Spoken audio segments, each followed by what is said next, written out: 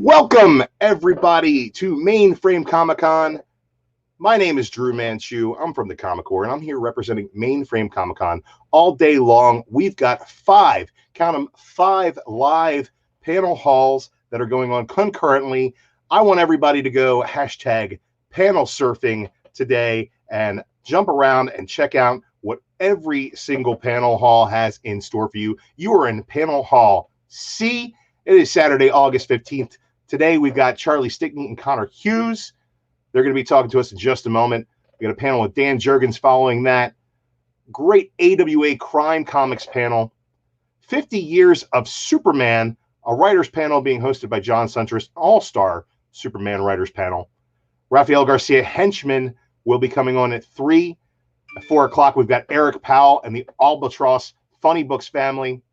We've got a great Hollywood IP and Comics Connection panel being hosted by Troy Jeffrey Allen from Previews World. Really great list of creators there. They're going to be talking about some IP and Hollywood. We got Kickstarting Your Comic, which is going to be hosted by David Avalone. He's brought an all-star panel for that as well. And we also have Scout Comics coming on at 7 p.m. They're going to be hosted by the Two Brothers podcast. Charlie Stickney and his team are going to be coming to tell you all about some great things that are happening at Scout Comics and also about some fantastic exclusive variants only for Mainframe Comic-Con. I'm going to go ahead right now and turn it over to Charlie Stickney and Connor Hughes. Gentlemen, go ahead and take it away. Hey, good morning. Thanks, Drew. Hey, Connor, how are you? Hey, Charlie. Pretty well. How about yourself? I am doing great. So for those of you tuning in who are looking for Tom King, that's Tom King right there. I know it says Connor Hughes underneath him, but just keep watching, and Connor will tell you all about what it's like to be Tom King. He's very good at it, but a much better artist. Well, thank you for anyone who's watching. We're happy to be here kicking off the Mainframe Comic-Con. I'm Charlie Stickney. I'm a writer, and I'm also co-publisher over at Scout Comics. And I'm Connor Hughes. I'm the artist working on White Ash from Scout Comics and The Game, which is Kickstarter comic. Yeah. Connor and I have been working together for about 3 years now. Right. Thanks, Dylan. Hey, Dylan. And it's been a wonderful experience. I think as a writer, you really hope that you can stumble into a partner who will, at a baseline, not ruin what you're doing. And it's always nice when you find someone who pluses everything that you're doing. Today, we're kind of just flying solo. We thought we were going to have a moderator, but that's okay. I like to talk a lot, so that works for me. So we're going to be talking a little bit about what we do and also just what we have coming down the pipeline ahead. So for those of you who don't know me, like I said, I am the co-publisher of Scout Comics. I'm also a writer. People started getting to know us about 3 years ago through a comic book series called White Ash, which is a grounded fantasy series. The quick pitch is Romeo and Juliet meets Lord of the Rings in rural Pennsylvania. We have a second series that we're also working on right now called The Game, which the quick pitch is on that is imagine if Sam from Quantum Leap jumped into the Highlander's body and had no idea who he was or how he got there. And so those are the books that we're doing. Through in the White Ash universe, we have a spin-off coming up a little bit down the line. So there's a lot of content that's going to be happening. So let's get into it. Connor, okay. When this crazy person, Charlie Stickney, approached you online about this book, this series, White Ash, where did he find you? And what did you first think when you saw that overly detailed blurb about what he was looking for in an artist? I love that blurb. I mean, that was precisely what was really attractive, because what you see on when you look at pitches online, you get the idea maybe, but you don't really necessarily get the commitment. But right from the get-go, right from the first few sentences in, it was a fairly long blurb you had. there was a lot of enthusiasm that was like just present in that pitch. So that was very exciting. And then, of course, you posted on multiple sites, and I applied on multiple sites. And I guess somehow I was lucky enough to be selected. And yeah, it's been a ride. So to roll back really quickly, so I've worked in animation, I've worked in film, a little bit in television, and all of that was basically me trying to find my way back to comics. When I was in college, I interned at Marvel, and I was planning to go to New York City and become a comic book writer right out of school. And then I got a job in LA, which then ended up in a job in animation, and so time goes by very quickly as it does. And I had gotten to a point where I was like, okay, I'm finally going to get back into doing comics. And so this is a question that a lot of people, out here in Los Angeles ask me, like, if you want to make a comic, where do you go to find, an artist, a partner? What's that process like? So for me, at the time, there weren't, Twitter wasn't quite the hotbed of comic artists that it is now. And that's where I would recommend a lot of people go and look Twitter and Instagram now to kind of make some contacts. But I wrote up a very detailed blurb for what I was looking for, and posted it on Reddit and I think this site, I don't even know if it's still around, called Pencil Jack and DeviantArt. And I got somewhere around 300 responses because I was actually offering paid work. You'd be surprised how many people reach out and say, hey, work for exposure. So then it was about weeding through all those, well, I won't say all those amazing entries, but some of those amazing entries to find the right person for the job. And I was really fortunate that one of my best friends from a long time is a storyboard artist, animation director, and he just kind of pushed all of them aside and said, no, this guy. And then it turned out that Connor was not just an incredibly talented artist, but also a wonderful person. And so we ended up partnering up, and here we are 3 years later, 4 years later. I don't know. I mean, I feel like there are kids now in our lives that weren't there before, yes. A fan base that wasn't there before. We both used Kickstarter and now Scout Comics as a platform for distributing our comics. We're big zealots of the Kickstarter platform. It's been very good to us. We have a very strong fan base there.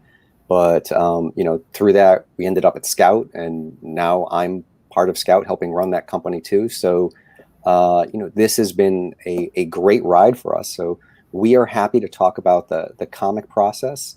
Connor, there's lots of different types of scripts that you can get, as a comic book artist. You want to talk a little bit about the different types of scripts that you get and why mine are so much better than all of those? Of course. I mean, some scripts will, there's amount of detail that a writer will want to put into a script that sometimes is good, and then sometimes you need to back off. So you get the spectrum with scripts, whether they want to just give you sort of like, well, this is what happens off this page, or whether they want to break it down by a panel, or whether they want to break it down even further with like very, very specific concepts for what should be in the panel. And that can be good. So it's good to give an artist direction, I think, and it's good to have a very particular idea about what you want. At the same time, you don't want to dictate the entire concept, because of course some things can work in a writer's mind as an idea, but it doesn't necessarily play out that way in the script, on the page, or sometimes just because of the nature of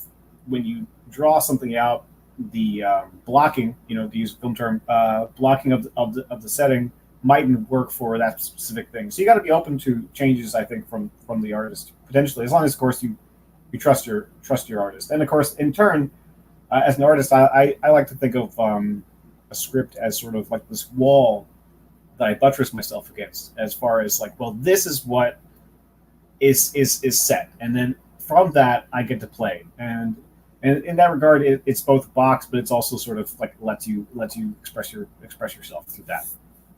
For those of you who are watching, I see Perry's comics, I see Dylan's comics, I see John.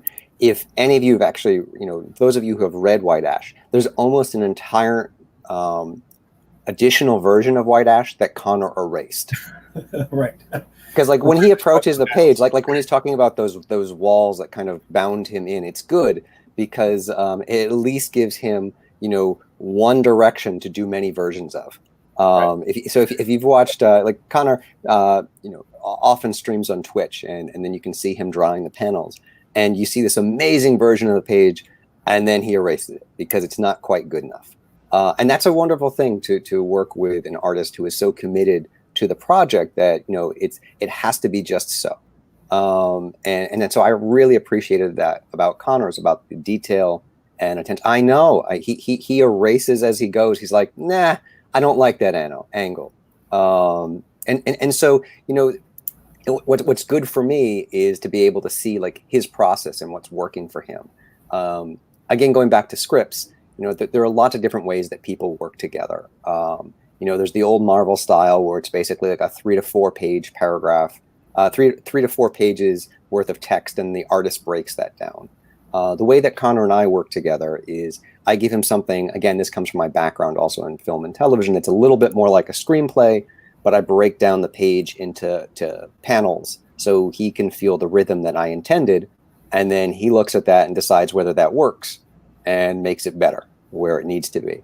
So we have some back and forth, and it's really great just to have that relationship where you build on with each other.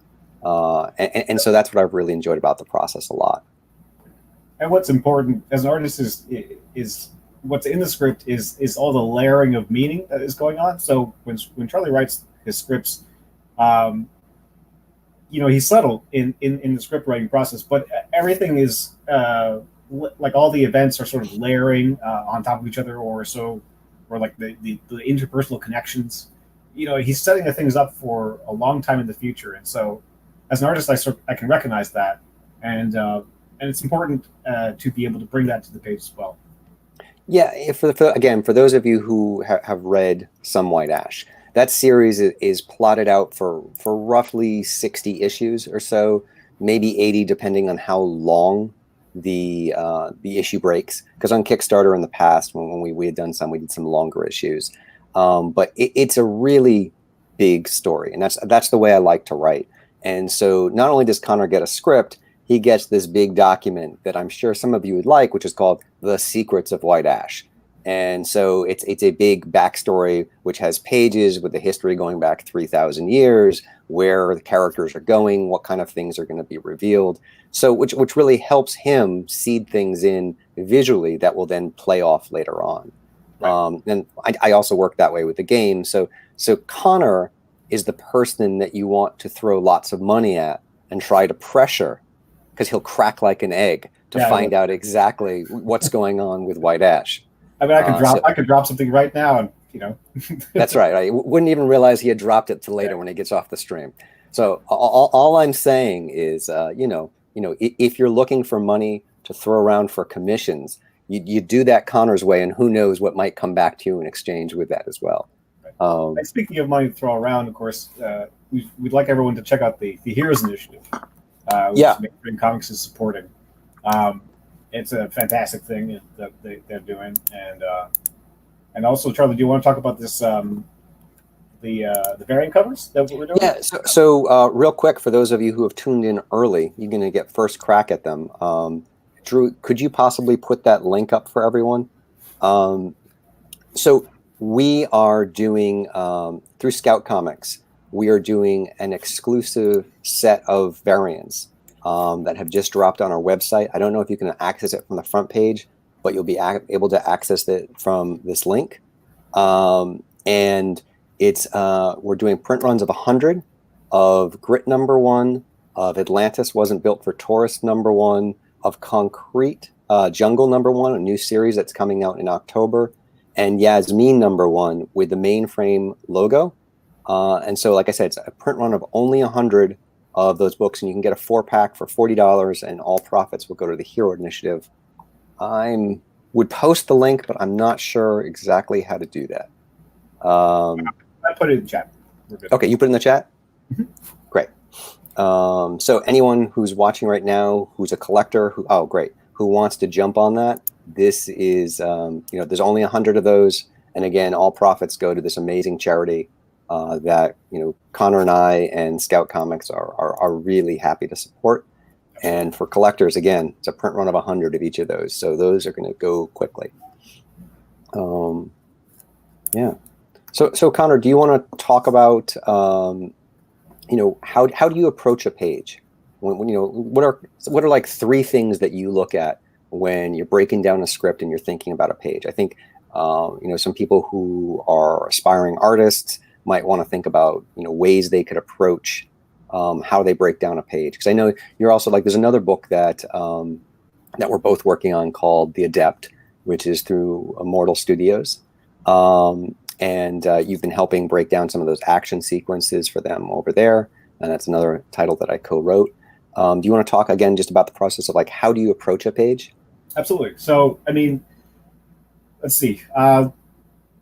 When I first go through a page, what I try and do is I try and divide it up as into what's important and what's less important, or because you have a finite space, and so then you're talking about dividing that space in terms of importance. So, presumably larger panels are going to be the more important panel, but then of course there's a fixed sort of cost, so to speak, to a panel if you have, say, lots of lettering. So a panel itself might not be that important, but then the lettering itself will take up space. So you want to divide up the page along those guidelines. And then at that point, I try and crack the panel, see what panels I can crack first. So sometimes a panel might be more challenging or less challenging. And so you don't necessarily have to go from the first one to the last. You can poke at the page until you can find where's your entry point.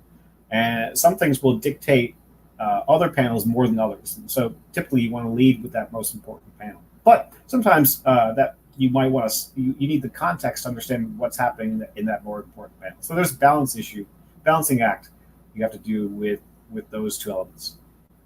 I think that's an important thing for writers to bear in mind too. When you're writing a page, you have to think there's only a certain amount of real estate. So I need to be judicious where the dialogue is going to land. So I'm not stepping on, the pace of the panels of the page. It's hard to do a 7 to 10 panel page and, just in general, but then to have a lot of dialogue in there because it gives very little left for the artist to be able to tell that story. At the end of the day, this is a visual medium, so it needs to be doing both. So I think as a writer, you need to think visually how much real estate that dialogue is going to take up, and plan how much can fit on each page, in addition to page turns and everything else. So, for me, that's one of the ways I work is I write, the dialogue, I'll block it out. It's okay, this is 3 to 4 pages that this scene should take up. And I'll write the dialogue for the scene first. And then I'll go to break it into pages and panels, and I'll see how it's laying out as on the page, whether there's too much information, not enough. And I'll kind of use that to dictate whether I can add some more dialogue or trim some dialogue, based on how much real estate, again, how many panels I need to tell that information and how many words I'm able to get across. Right. So you can have a lot of dialogue in a panel. You could just have a small talking head, like that classic Marvel style, right? Where you just have a small head in a panel that's just text. That's perfectly possible, but it depends on what you want to communicate with the panel. So typically, the way Charlie writes, there's also a lot of subtext to how the characters are interacting. So it's not just a matter of the dialogue. It's also a matter of what are they feeling at this precise moment? How are they engaging with each other? Typically, with 2 or 3 or more characters. And so if you want to have that body language or that kind of communication, it's important to leave space for that. So yes, it's perfectly possible if you want to have say a page of exposition on a certain topic. As an artist, you can do that, but it depends on what you value, what values you want to communicate with those panels. Yeah, and going back to something Connor just said, in terms of body language, I think that's one of the things that Connor really shines at, is the acting and the posing of the characters. And if you're a writer and you're looking for an artist to work with you, one of the things that I put in my original posting was I wanted someone who could do things other than the angry, sexy face. Right. You know, because like that's not, you know, that's sure there are going to be moments when people are going to be angry or are going to be sexy, because this is comics and we want to sell them. But aside from that, you know, it's those interpersonal moments that are going to get people to read more than 2 issues of your book, or your series, because, you know, if they start feeling like these characters are real people, if they can feel the world that they're inhabiting and want to spend more time there, and the only way to do that is, you know, in TV, it's through great casting.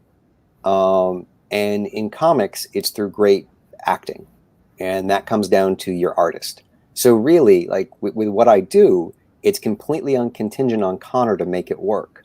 So if you're reading something and you're like, this isn't working, it's definitely Connor's fault.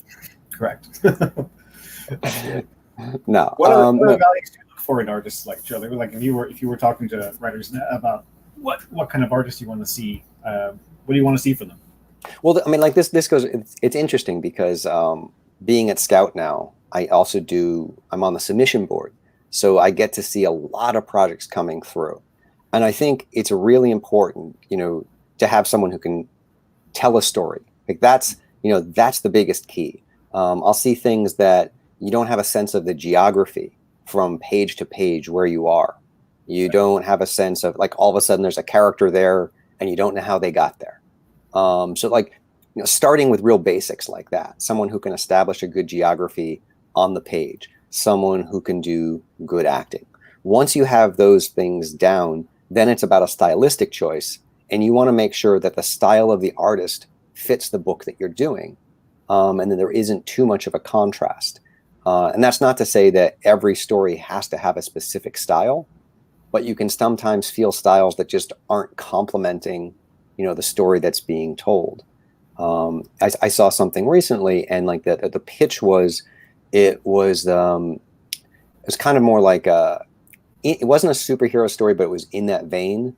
But the comic itself was being told as a slice of life story, and those styles were contrasting, both in the pacing of the narrative and where they were trying to go to.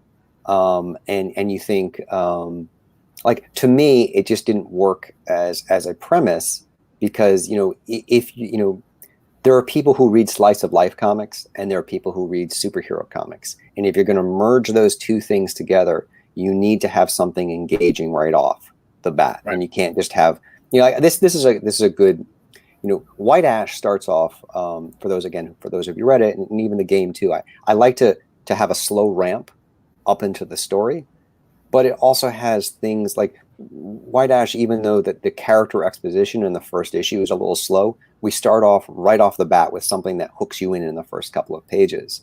You know, almost like if it was a TV series, it would be the cold open, which gets people to buy into what you're doing. They're like, oh, there's going to be good stuff happening in this issue, which then as a writer gives you a little time to play, to slowly roll out, you know, other characters, other things.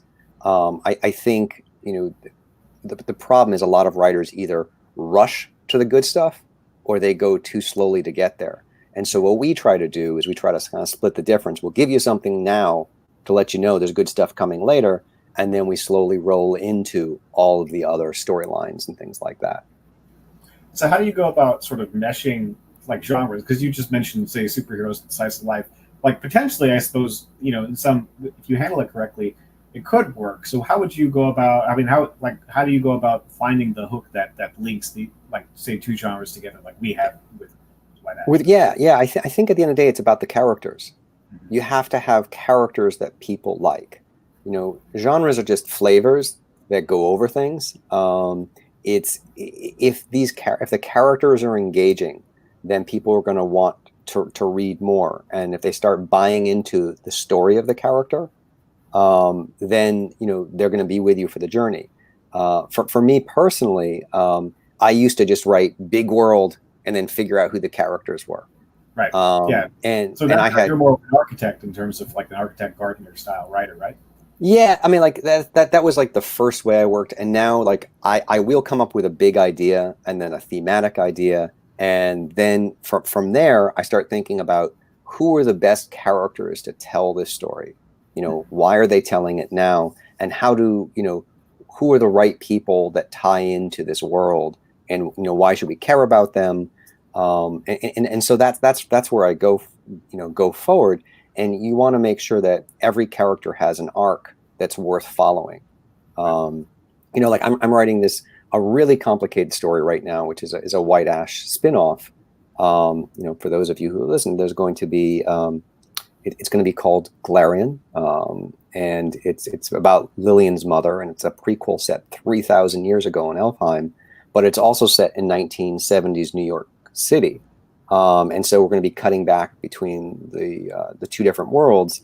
And there's a woman who's in 1970s New York City who's having visions of being Glarian, and then over the course of the miniseries, those two stories will start coming together, and you'll see how they're all tied up. But it's really important, that I start with a big picture idea, and then it's about figuring out specifically how to have arcs for each character that are engaging but also parallel each other. Right.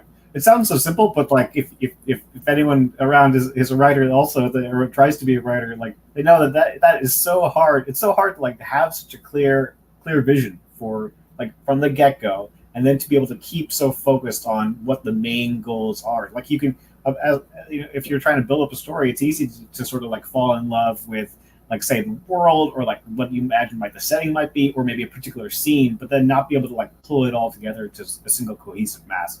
So that's what's really impressive about everything that you write, Charlie. Well, I hope it gets there. that's always the goal, right? And so I think again, it's about synergy and making sure the story that you want to tell is ending up on the page, and that always comes back to the artist dynamic. So I think we kind of have to wrap up here. So I am going to quickly, Connor, do you want to give out your socials so you can tell people a little bit about what you do? If you see, I do Twitch. Less frequently than I used to, but still will, at twitch.tv/Connor Hughes, and you can find me at Connor Hughes at twitter.com. And yeah, good job. As you can tell, Connor uses his Twitter very regularly, as it just rolls off his tongue like that. So I'm easy to find at Charles Stickney on Twitter. I would have used Charlie, but I had to bear wrestle someone for it, and they were slightly bigger than me. And you can also find, we have a whiteashcomic.com. You can buy White Ash at Scout Comics. The Game, which is another series we do, if you haven't checked out, will be coming back to Kickstarter later this year with issues 2 and 3. Connor's not going to sleep for a couple of months to make sure that happens. And there'll be a lot more, just for those of you who've been reading the Scout White Ash. We're looking to start the second arc of that next summer. But in between now and then, there should be a Glarian one-shot. There will be a White Ash trade, which is going to have a little extra material in the back. And so there'll be a lot of White Ash coming soon, and a lot more in the future. So let's see. What else? Oh, yeah, I just want to, again, for those of you tuning in, once again, we have 4 exclusive Mainframe comic variants from Scout Comics to benefit the Heroes Initiative that you can get from scoutcomics.com. I think there's a link in the chat if you scroll up as well, but I think someone told me in the chat that it's now available on the Scout Comics webpage. Those are print runs of only 100 for those books, and it's all to benefit the Hero Initiative. Connor, anything else you want to say about what you got coming up or anything? Nope, I think you spoke to everything. I do a lot of speaking, yes. Got it covered. So thanks everyone. Watch. I'm going to be on a Kickstarter panel later today, as well as the Scout Comics panel, where I have some amazing creators with me, and we'll be talking about what else is coming out in the Scout line for the rest of the year. Always feel free to hit me up on Twitter. And stay safe, everyone. And really buy some of those exclusives. Help the Hero Initiative. And we really appreciate you all showing up this morning. It's nice to see so many wonderful faces in the chat. And again, that was Tom King. I'm Donnie Cates. And, we appreciate you guys watching us when you had, that other options to check out. So.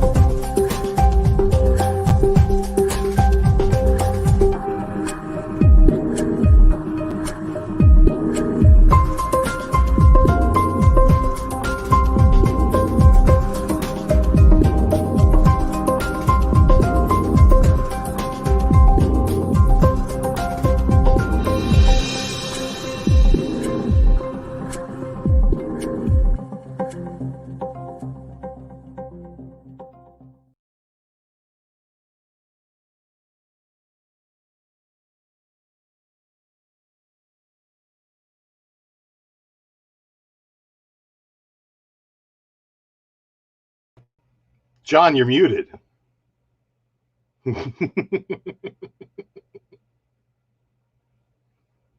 I can't hear a word you're saying, bud. All right. And we're having some technical difficulties here. John, go back to your cam mic settings at the bottom of your StreamYard and make sure that you're on your Yeti. Still can't hear you, bud. Dan, thanks for bearing with us. I got nothing from you, bud.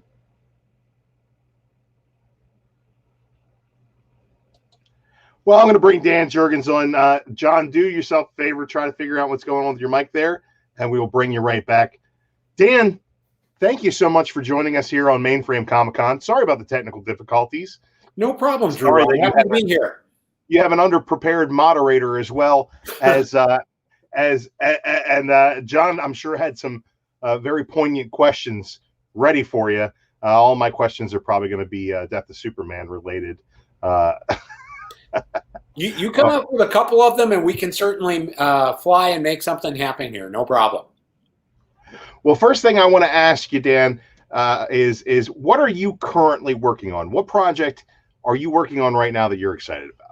These days, we've got a couple of things. Currently, I'm writing both Nightwing and Batman Beyond for DC Comics. With Batman Beyond, we're building up to issue 50. With Nightwing, which has been in a cycle where Dick Grayson has amnesia and has not known who he is now for almost 2 years, I believe, is finally building through the Joker War, which is appearing in the Batman titles, to a reconciliation of all that in Nightwing number 75. And in addition to those two things, I just wrote and drew a Batman story for Detective Comics number 1027, which celebrates, 1,000 issues since Batman first appeared, which is gorgeously inked by Kevin Nolan. And I think that may come out next month. And that also sets up something else that is going to spring off from there. So that's what I have going on these days. That's fantastic. I've actually been up and down myself reading that Nightwing book. I'm a big Dick Grayson fan, and I felt like initially I was like kind of a slap in the face of fans. Give me Rick Grayson. I don't want that. But there's actually been a really lot of great storytelling in there, and I love when taking the time to actually read something that initially doesn't suit my taste turns a corner and I start to enjoy it. I think Drew, that one of the things that happened, when I came on to the book, they were already in that storyline, and Dick had the amnesia and was living in Blue Haven as Rick Grayson. And they said, "You want to do this?" And I said, "Well, let me look at it and see if I can possibly find something to make it work." And I think one of the things that had happened is that when the storyline launched, you had Dick with amnesia, you had 4 other people wanting to be Nightwing, and there was a lack of connection a little bit through the story. So one of the things we did is to say there's a specific reason that Dick has amnesia, and it's because the Court of Owls was involved in all of this, and they planted by getting their own therapist in to treat Dick this almost hypnotic effect that gave him the amnesia. And by building them into the storyline and bringing Talon into it, which he is obviously connected to the Grayson family, I think we were able to kind of take some lemons and make lemonade out of it and really start to build something that is more of a true Nightwing story. And I think ultimately what people do want is, whether you call him Dick Grayson or Rick Grayson or Richard Grayson or anybody else, you want a Nightwing type of story. That's awesome. And a really great way to service the fans while still exploring some new territory. It looks like John's back. We're going to see if we can get him back. But I have one more question for you before he hops in here. I'm such a big fan of the work you did back during the era of the reign of the Supermen and Death of Superman. And I'm just curious as to if you saw those threads from those story arcs lasting as long through DC continuity as they have. Did you see Doomsday being kind of a long-term player? I know when the New 52 rolled around, it gave everybody a chance to kind of play in that sandbox again. When you were writing those stories and breaking those stories, did you see that as something that was going to be kind of a long-term set of players in the Superman mythos? No, Drew. I mean, when you're in the midst of a story, you are really in the moment, and a lot of it is what I was trying to do, and I think most creators fit this profile. You're just trying to tell the best story you can, meet the deadlines, and especially when you get to the point where you know the whole world is watching what you're doing, and the book is going to sell that much, and there will be that many people reading it. You really want to deliver in a big way and make it work at that moment. So that's November of 1992 that Death of Superman came out. So then do you ever possibly foresee the day when you'll see Doomsday on the movie screen and you'll see a couple of animated versions of the Death of Superman, and it'll live on in all these different sort of versions with action figures? I mean, at this point, it's one of the most iconic stories in the history of, over 80 years of Superman history. I'd say comic history. But there's no way you can see it coming. I really enjoyed, I'm going to try to pull John back in here right now, but before I do, I want to let you know I really enjoyed what you did with Action Comics and pulling all those threads together in the Rebirth run. I really, really enjoyed that stuff. So, John, you're on mute via StreamYard. If we can unmute your StreamYard. You're still on mute. No, now I'm fine. Hey. All right. Boys, I apologize. Along and let you pretty people talk. A yeoman effort, Drew. Thank you so much. And Dan, it is great to see you. And I heard you talking with Drew about Death of Superman. And we'll remind our viewers that not only do you have a spotlight happening now, but in about 90 minutes, you'll be back with other great Superman writers. So we'll be talking a lot of Superman. Right. Good morning, John. Good morning, Dan. It is good to see you. One of my favorite pieces behind you, a great collaboration you did with Alex Ross. Oh, yeah. And, for the Superman Fantastic Four team up that we did back when we could do those things and have a lot of fun with them. Yes. The days without politics. I understand. Absolutely. So it was a more benign time for sure. Absolutely. Dan, we just talked a few weeks ago on Word Balloon, and beyond the Superman stuff, you are all over the Batman world. Really, as I phrased our conversation, the Sons of Batman, if you will. Yes. Dick Grayson, Nightwing, and Batman Beyond, and then currently Terry McGinnis teaming up with Damian Wayne in the future. So some really great stories about the Sons of Batman.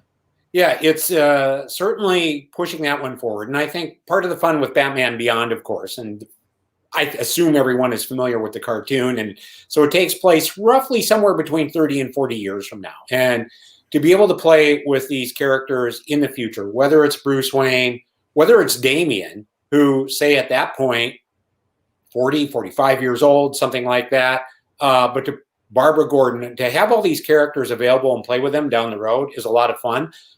We had certainly Barry Allen as Flash show up recently, and that was fun. And so in addition, we're finally going to get to do a story that I've been wanting to do for quite some time, wherein we get a little bit of a time travel play going, and we have Booster Gold show up in the world of Batman Beyond in the future and say, Booster, I've got to bring you back to the present. So that gives us the potential of a much younger Bruce Wayne and Terry McGinnis meeting. So we have that story coming up in 48 and 49. And I think people are really going to like that one. That's a lot of fun.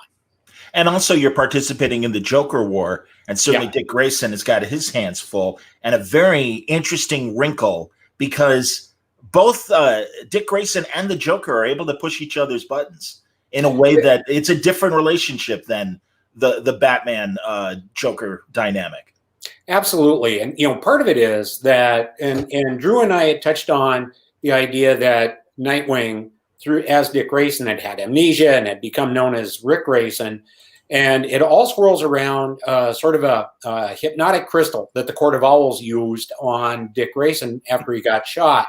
What we have done is since let the Joker get his hands on that, and who is now hypnotized, if you will, Rick Grayson into really thinking that he's the Joker's son. And in his mind, the Joker replaced the role of Bruce Wayne and Batman. And Joker calls him Dickie Boy. And it's just this sort of different look at things a little bit, and it allows us to do some different things with Dick's character, write his dialogue differently, which is a lot of fun, and play into everything that James Tynion has set up so well as part of the Joker War in the Batman title. Absolutely, man. And also, as you explore all three of these guys right now, they're all asking that question, who am I? I mean, even Damian right now facing a threat within the League of Assassins. And I love the idea that in the future, he's running his grandfather's empire and his mother's empire. And, right. And also, again, I think, obviously, Dick under the power of the Joker right now, his history being rewritten, and also just coming off of that terrible amnesia that he suffered at the hands of the Court of Owls. It's really interesting, and I think you really get inside in a different way of these guys. Yeah, thanks. And it's been certainly a lot of fun. And I had mentioned this earlier, but Nightwing was already into this storyline when I came on the book and started, and so it was kind of almost problem-solving technique of what can I do, take this on, and bring more elements into it to make it a true Nightwing book. And I think even in Batman Beyond, where we're dealing with Damian Wayne, you ask the question, who is he really, especially once he gets to be about 40, 45 years of age? Is he more his mother's son or his father's son? And I don't think those answers are necessarily as easy to come by as one might think. I mean, obviously, you have this phase where all children sort of want to break away from their parents. And so then it can become very natural for Damian to want to inherit his grandfather's legacy.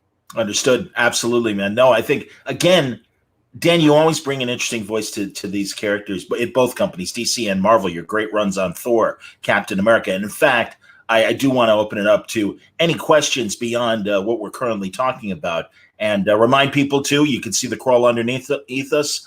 Donate to the Hero Initiative, heroinitiative.org. Or if you're watching on Mainframe Comic-Con's main page, click on the donate button there. It's a great cause. And, as Dan knows, they make most of their money through conventions, live events. Right. So literally their fundraising is like lower than 90%, around 80% of what they would be making. They're not right now. So that's why we're happy to help out with Mainframe, and we hope you will donate today. Yeah, and we have tried to step in any number of ways. And I think, obviously, all of us in this industry are trying to adapt to a world in which we don't have connections, or conventions rather, and find a way to make that same connection that you can at a convention, where if we're there signing as part of the Hero Initiative or sketching or something like that, people are so willing to step up with their time, with their money, and that's what we're hoping we can get them to do here as well. Amen, buddy. And I know, I'm assuming that you've got some stuff coming up at DC Fandom next weekend as well. Yes, we do. Yes, we do. In fact, have a nice little interview with kind of touching on Superman with that Brian Bendis and Gene Luen Yang and I all did together. And that was a lot of fun. So I think people will enjoy that one for sure. Absolutely, man. I was talking to Brian about it last night on our preview show for Mainframe, and he's really jazzed to talk about it, and I'm sure Gene was as well. You know, Dan, you started literally, and I'm not being nice when I say this, you started so young breaking into DC. I think it was 4. I love your work, especially when it was written on crayon or in crayon. No, but honestly, man, it's been so great to have you be part of the DC universe for as long as you have, man. And again, just not only, of course, creating Booster Gold and Justice League International and so many other great runs over the years. And it's terrific that, you know, clearly the well isn't empty, man. You keep finding new things to say about these incredible characters. Yeah, and I think one of the things that's really mandatory when you do something like this is all of us as writers, I think, get to a point where we make a certain connection with characters that sort of supersedes the one you make with everybody else. I mean, I think anytime you're writing a book or working on a character, it has to be your most important thing that you're doing at that time and in that moment. But I think when you're truly fortunate, you establish a connection with a character that carries beyond that. And when that happens, I think you can always find new story material for that character, especially because as the world changes around us, you know, it allows different ideas and different topics to come in and play for that character. And I think that's true of Superman. I think it would be true of Booster Gold.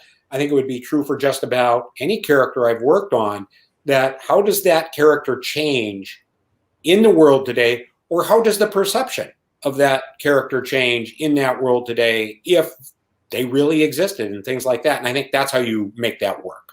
You're in Minnesota, and certainly the idea of the police's role in society has come up in the real world. Does that, kind of also influence possible ideas for stories? I mean, because I know for a couple of years, even Superman, the Truth, Justice, and the American Way thing was kind of questioned or whatever. But vigilantism, you know, I mean, are those themes in your story? I mean, they're always in your stories, but I mean, with what's happening societally, is that an influence?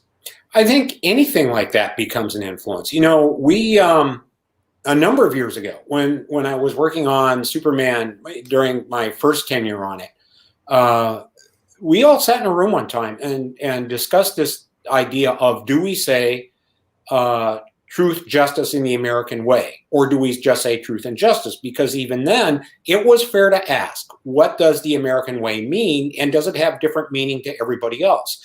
Or does it have the same meaning to everyone, is really what we were playing with. And so I think that was a fair question to ask at that time. I think it's a fair question to ask today. And if Superman is going to say that, then what is that saying about the character of Superman in this moment? So I think that's always fair game.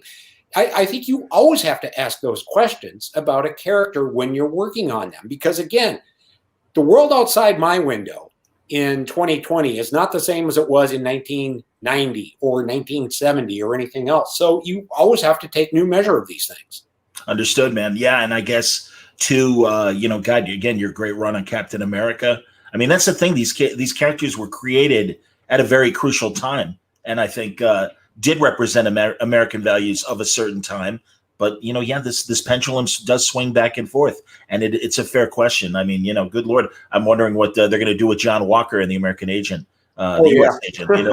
While this again, these are interesting characters. Guy Gardner, certainly.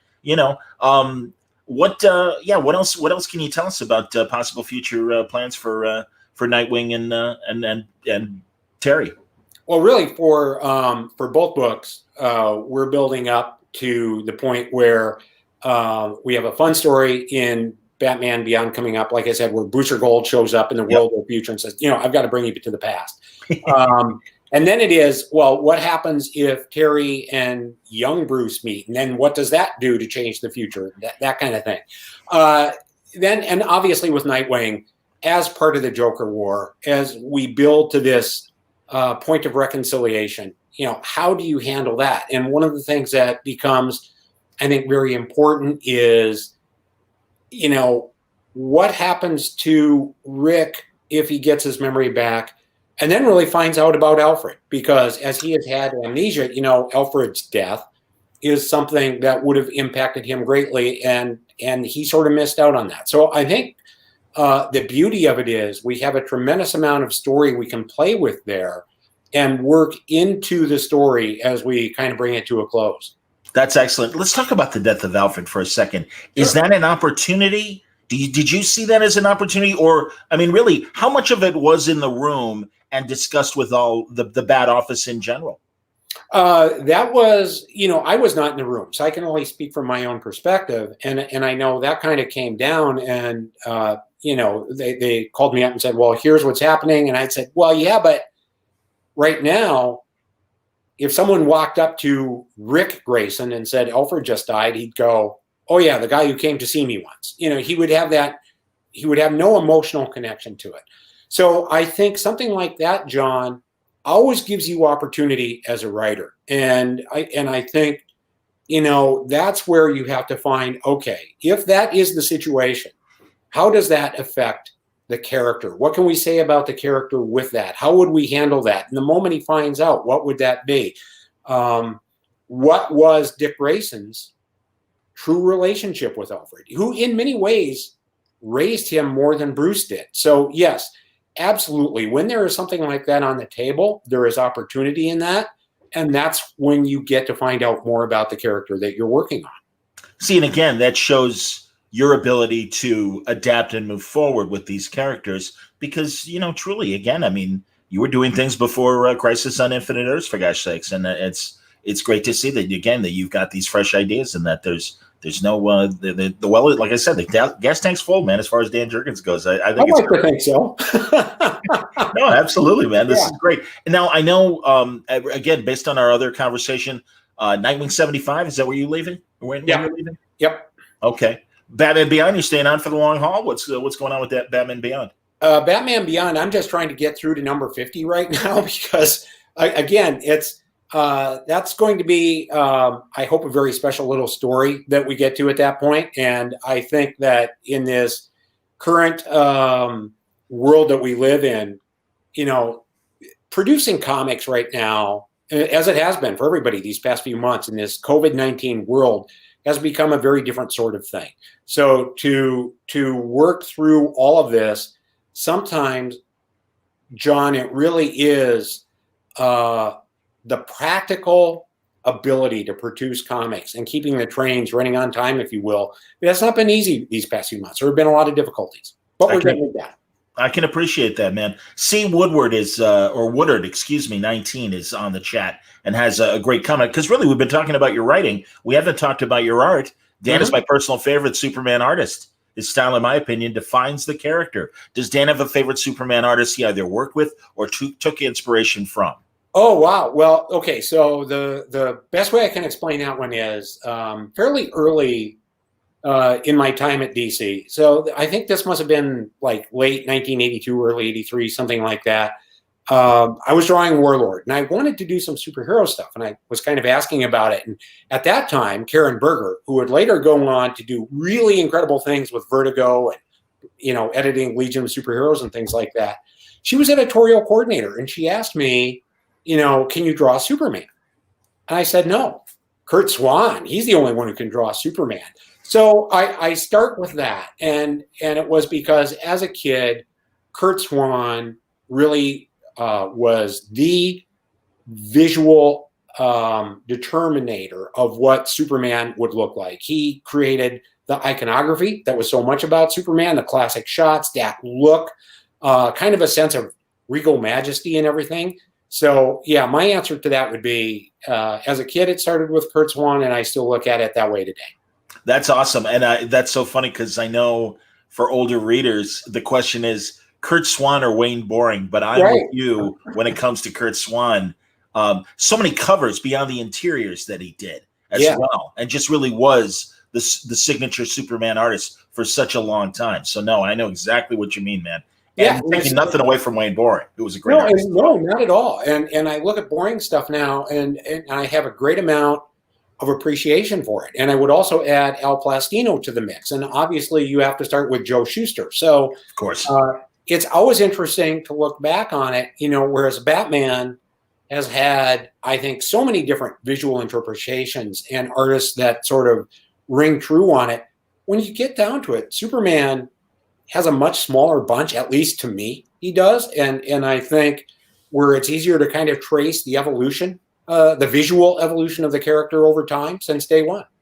The design hasn't changed much in the case of Superman compared to Batman. So many have tweaked the costume with Batman. And all this Superman chat obviously will continue in about an hour or so when we talk about 50 years of Superman with yourself, Jerry Ordway, Elliot Maggin, and Paul Kupperberg, four people that really put their imprint on Superman in their writing, and certainly you with your writing and your art.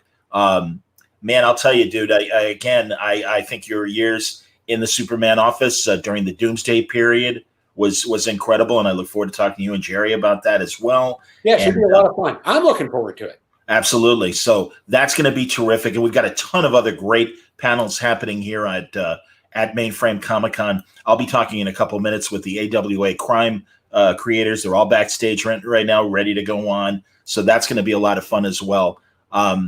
Dan, I'll tell you, I miss you on the Justice League. It's funny you mentioned Karen's association with the Legion. That's a group I'd love to see you write or draw someday. Well, it's weird because so way back when in the 80s, there was a time when DC went to what they called the hardcover softcover program. You probably remember that. And Paul Levitz and Keith Giffen were doing the hardcover sort of Baxter book version of the Legion. And Paul and I did the softcover version. And so I spent a year on the Legion back then, really had a lot of fun with it. And I forgot that. Yeah, man. Okay. And in many ways, that was sort of the golden age of the Legion of superheroes as well. So, Paul, the work that Paul and Keith did was just fantastic for a period of years that just breathed such incredible life into that team. Agreed. And people are commenting on our Wayne Boring, Kurt Swan conversation. Comic Core themselves say, love Kurt Swan Superman. And Wayne Musso points out, you can't beat Kurt Swan and Murphy Anderson on Superman. I'll even I have a page of Kurt Swan, Tex Blaisdell. Oh, and really? That was a good combination as well. Yeah, so, I'm a little more partial to Kurt Swan and George Klein myself, but that's just it. Everybody has their favorites for whatever reason. So, and they're all good. And Kurt and Murphy together were just spectacular, the Swanderson team. But yeah, I'm a little partial to George Klein. That's awesome. And I love even going back to the Golden Age and people like Win Mortimer, I thought was a tremendous Superman artist as well. So absolutely. And that's why I brought up Al Plastino, who did far more work, I think, on Superman than most people realize. And it's just such incredible stuff that, again, it all added to this magnificent tapestry that is the world of Superman. Agreed. I'll mention a guy that really drew Supergirl, Jim Mooney. But I was like, and obviously Superman was always a guest star and things. So this is great. This will continue in our conversation in about an hour when we celebrate 50 years of Superman with all of you guys. And I'm going to hold back on some other great creators. And I really would love to hear when we have more time in the next hour about encounters with some of those great classic Superman creators. Oh, by all means, yes. Excellent. That's all coming up in about an hour. And Dan, I apologize that my technology failed. This is how things are. This wouldn't happen. I could shout if we were live at a convention panel. Well, we bounced back, so we made it work. And Drew, yeoman effort, man. Thanks for stepping in until my tech stuff cleared up. But truly, Dan, as always, wonderful to talk to you. We'll pick up the conversation in about an hour right here in Hall C, everybody. So you don't want to, and also you don't want to miss the next panel with Axel Alonso and the AWA creators of the crime panel. That's right, coming up next. So, Dan, thank you for your time, and we'll talk again in about 60 minutes. I appreciate your time today. Sounds good. We'll talk to you then, John.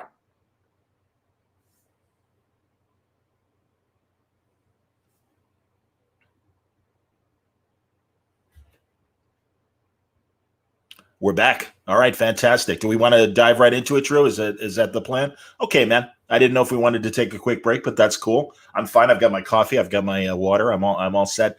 This is going to be a lot of fun, everybody. And I thank Dan again for that excellent conversation. We'll be joining him again in about 60 minutes with Jerry Ordway, Elliot S. Maggin, and Paul Kupperberg talking about more of the great history of Superman and their time working with the character. But now it's time for a new imprint, and this is going to be a great conversation, and I'm excited to talk to several of these great people. It's AWA. Now, you might know AWA is the new comics and media company that Bill Jemas of Marvel has started. And man, I'll tell you, he immediately nabbed one of the great creative minds at Marvel, and that's Axel Alonso. And they've got tremendous horror comics. We're, in fact, going to be doing a horror panel later at Mainframe Comic-Con. But right now, the subject is crime. And I got to tell you, I'm a massive crime comic book fan. When it really came back strong, and then starting in the 90s and up to today, great opportunities for some incredible creators to get beyond the capes and tell some really interesting stories. And we've got a great representation of these people right now. There we go. Let's start with Will Conrad and Jason Starr. And also coming up, the excellent artist Mike Deodato. It's a pleasure to all of you. And of course, Krista Faust as well. Welcome, everybody. Thank you for coming on. And there you go, ladies and gentlemen, it's Axel Alonso himself. It is great to see you all. It's lovely to meet those of you I haven't had the opportunity to meet in the past, so it's a pleasure. Thank you. Excellent. Very cool. Everybody's excellent. Axel, let's talk about this crew that you put together. It's almost like a heist crew. You know, what bank are you guys going to knock off instead of just writing about this stuff? Yeah, the Reservoir Dogs, you know. So tell us about and I want to get it right. It's Upstart. Yeah, Upshot. Excuse me. Shame on me. I don't have my notes, Sandy. Upshot, everybody. That is the AWA crime imprint that, or really just the general imprint that Axel's supervising, both crime and horror. Correct? It's everything. It's not genre specific. It's a variety of things. It's crime, horror, fantasy. Heroes, everything. That's excellent, man. And you got really great. I've enjoyed a lot of your works, everybody, and really excited about what you're doing for AWA. And let's go around. Well, first of all, I mean, Axel, did you put the call out to these people? Did they come to you with these pitches? How did it all work? I put the call out. I started a new company, looking to get some stuff up and running. I looked at my Rolodex of the people that I had been working with in the past, or in the case of Krista's case, people that I had near misses with it and beyond. And I gave them a call and said, hey, listen, I got this company going. It's not imaginary, it's real. And I'm going to do a lot of different types of genres. Speaking about Krista is an amazing crime writer. I've read her books. I love them. At Marvel, there's not much to offer in the way of crime, apart from Punisher. And I wasn't editing it. I was editing in chief. So I really didn't have that to offer. So I thought, look, Chris, I've got this crazy idea just to do a story about a suburban soccer mom who gets in trouble and has to get a way out. What do you think? And then she said, I love it. And then she just took it from there. So, Krista, he's describing Bad Mother, correct? That's right. Yeah. And tell us about Bad Mother. Well, Bad Mother is a crime story about an invisible woman, a woman that if you saw her in line behind you at Walmart, you wouldn't be able to describe her, to a police sketch artist later. She's unseen by her husband. She's unseen by her children, unseen by her neighbors. And the story is about how somebody with no skills, no supernatural powers, doesn't know kung fu, she's not an ex-Marine, who's an ordinary, normal woman, is able to use her mom skills, in order to fight back against a crime cartel. That's excellent. Mike, you always draw incredible characters, whether they're wearing capes or not. And is it a fun opportunity to do a capeless book like Bad Mother? Yeah, it was great. I fell in love when I read the script, especially by the end of the script was what really sold me. And it was intriguing. It was appealing to me to draw the opposite of what I have been drawing the whole time. Instead of a sexy woman with superpowers and all this stuff, I would be drawing a mom, a soccer mom, and fighting for her life and her daughter. So it was, and the story is great. So I used my best parental powers, and that is it. That's terrific, man. No, we've always loved when you've been able to put the real world in your Marvel and work over the years as well. So it's going to be really fun to explore Bad Mother with both of you, and I think that's a great opportunity. So, Jason, it's Red Borders, am I right? Yep, Red Border. Excellent. Give us the 10-cent pitch on Red Border. It's about a couple in Juarez, Mexico, who wind up on the run from a cartel because one of them testified, and they try to get to safety across the border into the U.S. and wind up in a much, much worse situation, if that's even possible. Outstanding. And your collaborator there, Will, tell us about contributing to this book and this project. It was amazing. I remember that the first time when Axel sent me what it was about, I went nuts about it. And I live here in South America. I live in Brazil, and that's a very close to my heart subject, because I already had I know some people that went through the border illegally and had a lot of trouble doing it. Wow. And yeah, and so we know that the situation is not easy, and when they think that they are going to, first of all, they are not the regular illegal immigrant, because they really don't want to go to Mexico to get out of Mexico into the US, but they have to. They are compelled to. But when they get there at the border, something much, much worse happens to them, and they think they are safe. They couldn't be more wrong. So the idea that I had was, when I start reading the way that Jason was writing about the characters, their visuals came into my mind, and I had a lot of fun doing it. And it's a very, very close to my heart, the subject.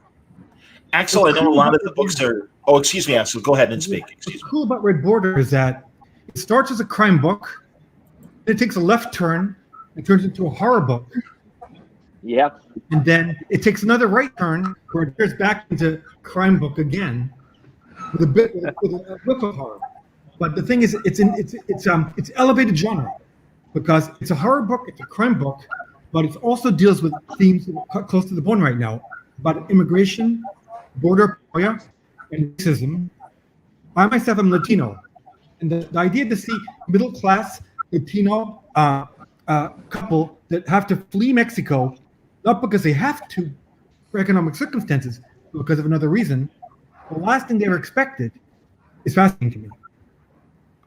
That's but awesome. Again, it's a horror book, it's a crime book and a horror book all in one. That's fantastic. And in a way, it's also a romantic book. Yes. Yeah. That's fantastic. What I love about both of these books, Bad Mother, Border, is Border, at the center of the story, is a couple that are on their last legs. They are squabbling. They can't stand one another. Then they get put into hell, and when they're in hell, they somehow find each other once again. Ditto in Bad Mother, April Walters is an invisible woman, a soccer mom, with the typical problems soccer moms have with their kids. And what happens in the course of this adventure, this harrowing experience, she finds out who she is, who she really is, lioness inside, and also she's aided along the way by her daughter. Because Chris was adamant, listen, the setup is, the idea set up was that April's daughter was kidnapped, which I thought was wonderful. So it's like Taken.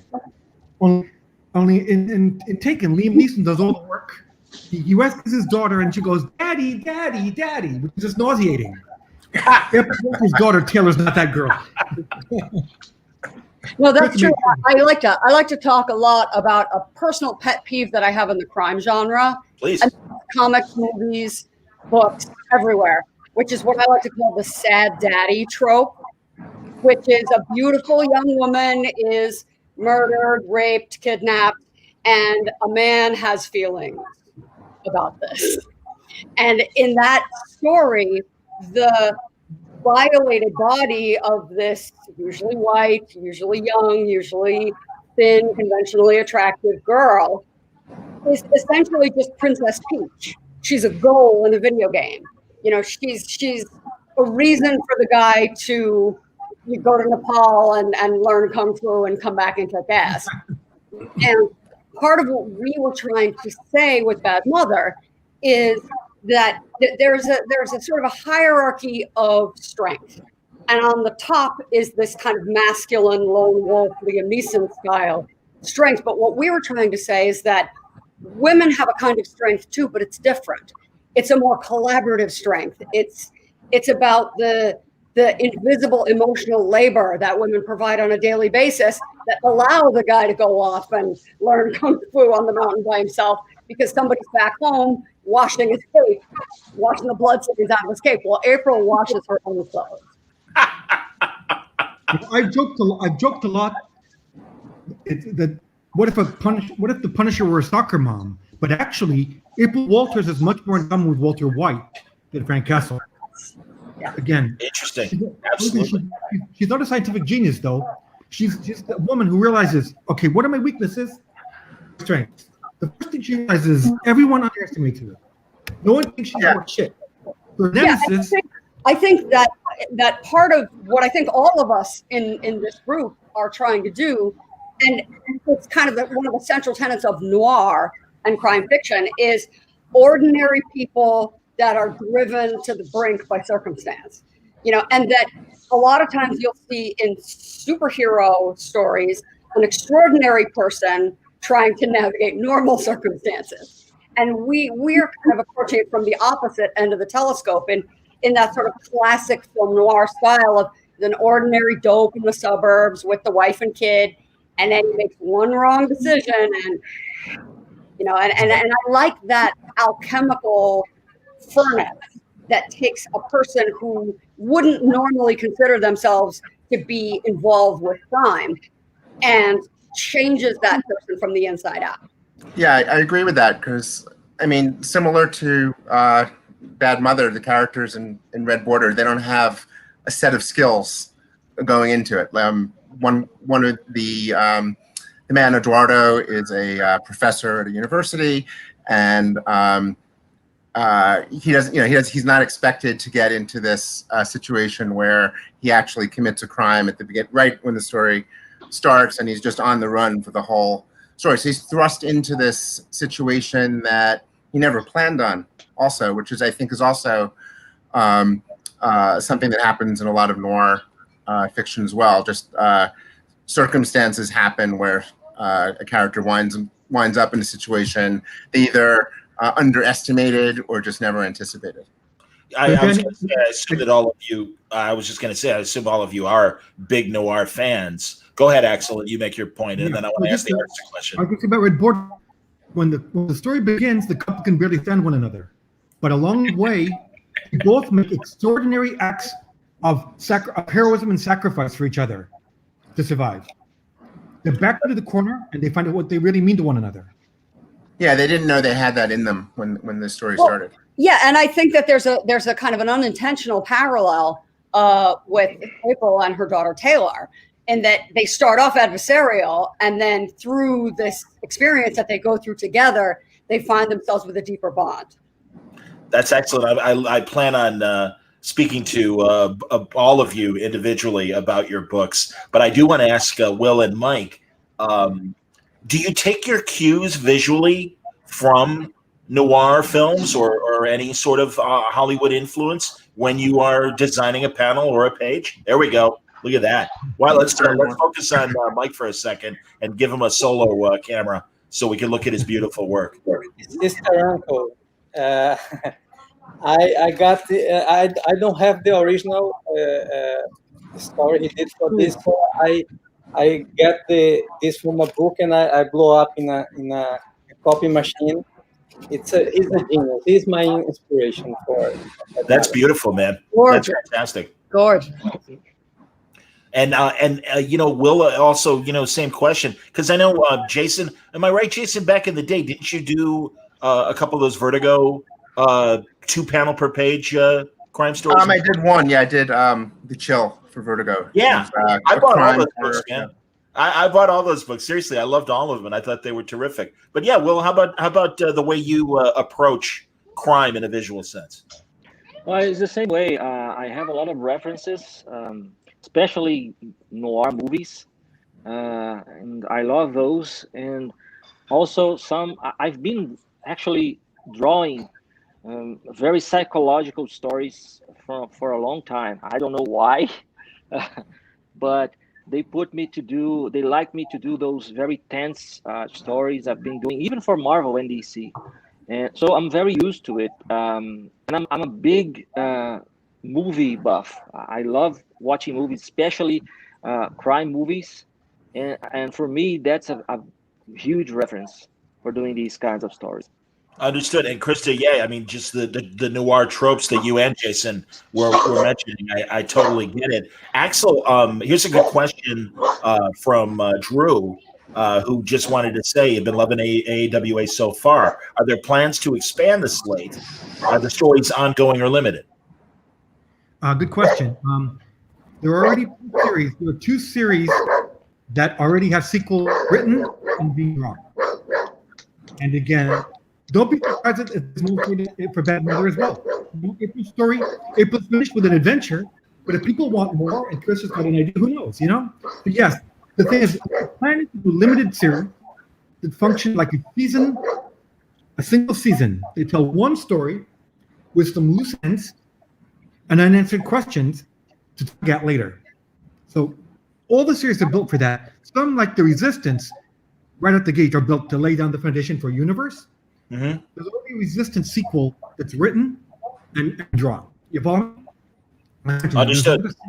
In a couple of weeks, we'll have an announcement about another series, which the sequel is already written and being drawn. So yes, the idea is if you want more, and we have more stories to tell, we'll do it. The story's not over till we decide it is, you know? That's great. And I know, too, you're going to have a Future of AWA panel this weekend for Mainframe, where likely you'll be talking about some of these new projects as well. And are the Jason and Krista, are your books beyond the general parameters of this universe? Are there other connections to Resistance or other books? Not yet, but there certainly could be. I mean, I like to think that we left things open enough that there's a potential to explore a number of avenues from the plot perspective. Very cool. Yeah, similarly, I always have ideas. So it could go, there could be backstory. There could be a prequel. I have ideas where the characters would go after, but right now those ideas are just swirling around in my head. I understand. I want to go around the horn because, again, as we mentioned, film influences and stuff. Are there directors? Are there screenwriters? I always love, it seems like the crime fans go beyond the obvious. And a lot of times you have to, because some of the best crime movies, certainly in the golden age of Hollywood, were those Poverty Row Studios, or not the obvious names of directors like a Val Lewton or, Edgar Ulmer or some of these others that, did that kind of work. So, yeah, I don't know who wants to start, but tell me any of your favorite. And certainly also that goes with prose as well. James N. Cain, Dashiell Hammett, Raymond Chandler, and then certainly, the like. And again, I'm sure I'm leaving off names that you guys could come up with. So, yeah, let's go. Krista, why don't you start? Yeah, I think, Cain, for me, he really embodies that notion of the suburban noir, ordinary people in ordinary circumstances. And I think, I'm a huge film noir buff, but when it comes to Bad Mother, obviously it's a more specific type of a story. So An example that I would give would be one like Mildred Pierce, where it's a story about a suburban woman who has a complicated relationship with her daughter. Of course, it goes a different direction. But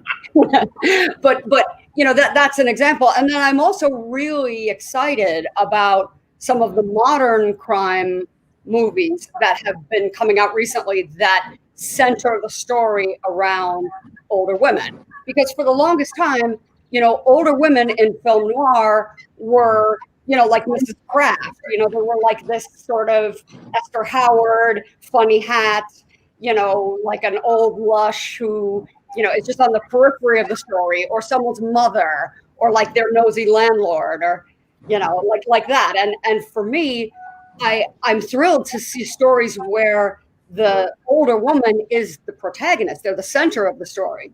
And a great example I like to give is Widows. Viola Davis in Widows, superb, centered, older woman character. And there's been some interesting crime films also coming out of Korea lately that have had really dynamic older women, not just in other roles, but also movies like Coin Locker Girl, which is just like a phenomenal story where an older woman is centered. So those are some of my influences.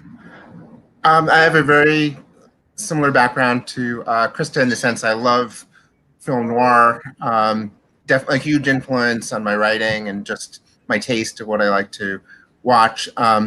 Like Krista, I've also written books for Hard Case Crime and a lot of other crime novels, and those are very noir influenced. For Red Border, I think if I had to think about like who are my noir influences, I'd definitely, adding to what Krista said, I would say, because I love Kane also, but Jim Thompson, especially like Pop 1280 or South of Heaven.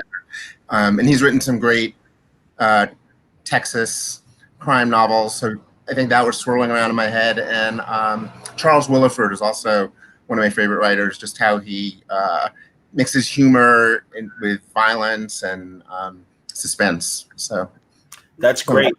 Yeah. Mike, any thoughts on big influences?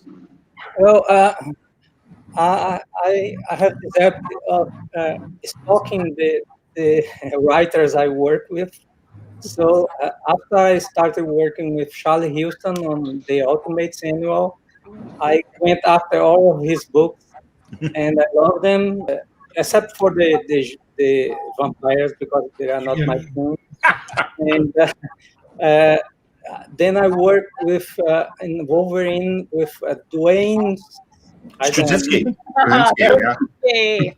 And I became fan of his work too. And now I'm a stalker of Krista as well. So. That's beautiful. How about it, Will? Or maybe he can't hear us. Well, can you hear us, Will? He froze. Yeah. Can you hear me? Oh, excuse me. He was frozen on my end. I apologize. He was eaten by the dogs. Yeah, I was pretending. So I thought you were in Endgame for a second. The first thing Is he not unfrozen? comes to mind. Yeah, Are you guys hearing me? We can hear you fine. Yeah, your picture's frozen, but we can hear you fine. Go ahead. Yeah, the first thing that comes to mind to me when I start working, I remember a movie that I watched was the 12 Angry Men, and I remember how well that was directed, because the guys are only in one room, and how well it was done. And that's what I keep in mind when I'm trying to do, especially when I'm doing like conversation scenes. And one thing that helped me a lot on Red Border is the fact that I worked a long time with Joss Whedon, and he has a lot of these kind of situations. And I did Buffy, and I did Angel and Faith, and those are kind of very noir stories in a way. So that helped me a lot. Yeah, that helped me a lot. That's terrific. Axel, who are some of your favorite crime influences? Well, I'd say my influences are broader than that. Kurosawa, Sam Peckinpah, Walter Hill. Yeah, Walter Hill. Yeah.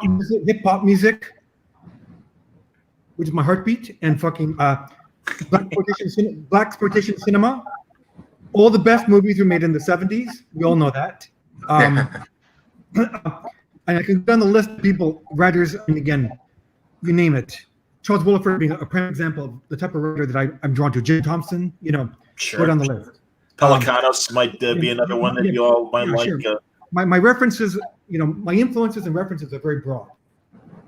Well, it's funny you mentioned blaxploitation films, and I don't know how many of our viewers or yourselves know this, but later tonight, the Hammer himself, Fred Williamson, has a panel. You're kidding me. Yeah, I know. Good. I love the reaction, because I felt the same way, and I didn't know until last night, and I love that. My 13-year-old self is fainting. My 13-year-old self is fainting. Yeah. I understand. Jim Kelly, Williamson, Jim Brown. Read the hard way. Read the hard way, yo. If you don't have a panel conflicting with it, I advise you all to go to Hall E tonight. I believe it's at 6:00. And Drew, you can correct me if I'm not correct about that start time. But yeah, I mean, good Lord. And God, on my cable system, we have a package of channels, and they've been running so many of the great 70s crime movies, and a lot of them featuring black characters like Cotton Goes to Harlem and Hammer itself, the great movie that Fred did where he's the boxer, and it's of course a crooked fight game. That appeals to me as someone who used to write for Ring Magazine and Boxing Illustrated for 7 years. So oh yeah. Oh, Krista, are you a fight fan? You a boxing fan? I'm a fight fan. Yes. Oh, there you go. We'll get into it. Yeah, you gotta have us on your show. We'll talk about the old fights. Oh, absolutely. Yeah. Oh, good Lord, absolutely. Yeah. So, it's let me see. Okay, 6 p.m. Eastern for that Fred Williamson panel in Hall E, everybody. And that's, I honestly, I'm very envious. I'm like, I would have totally loved to talk to Fred.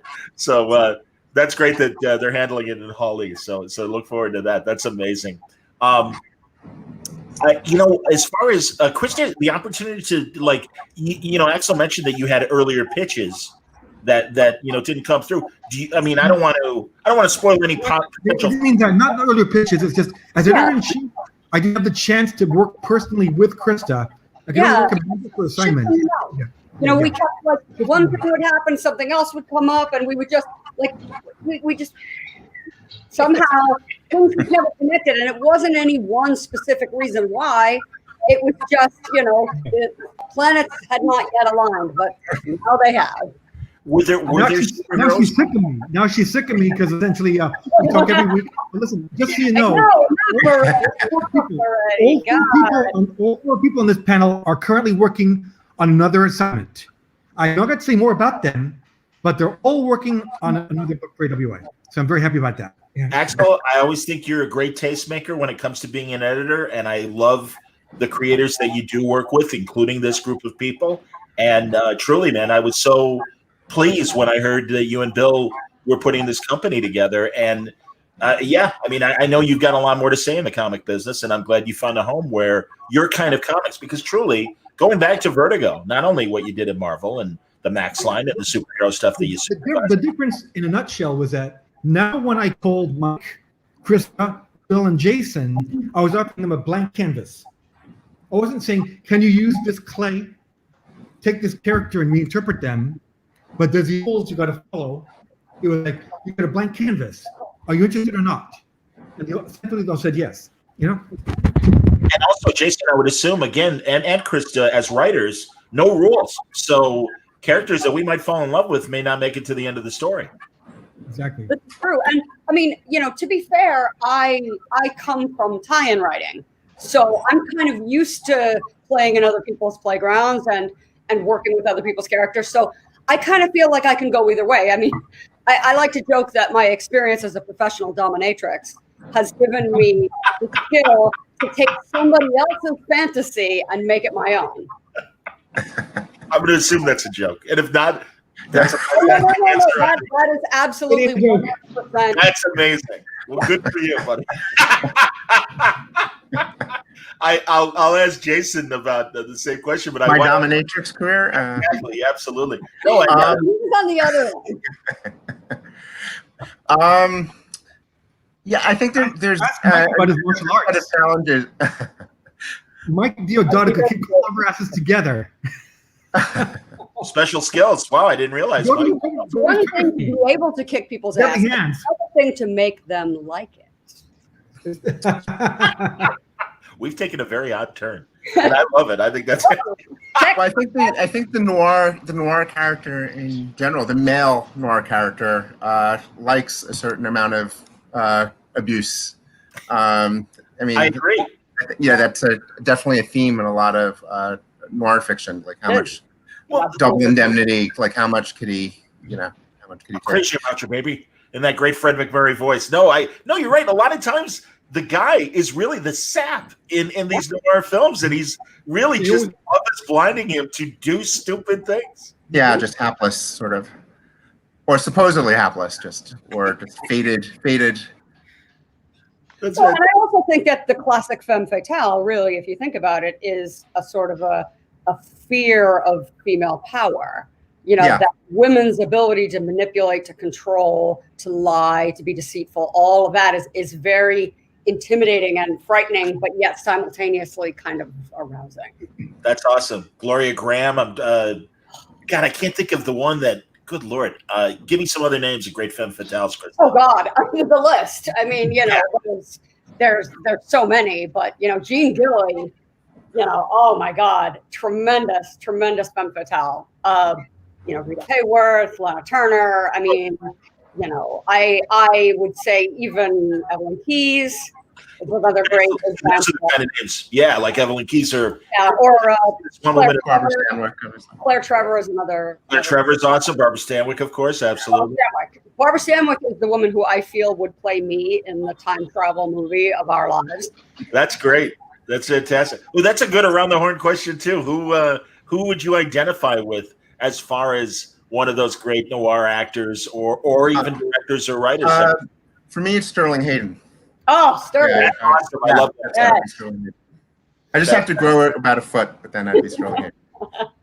His autobiography is amazing. Yes, it is. A Voyager. Unbelievably wild story. Yeah, man. And for people who don't know, he's the cop that gets it in the forehead from Michael Corleone in The Godfather, among other great roles. You know, Suddenly and oh God, I'm missing the heist movie with Kubrick that takes place.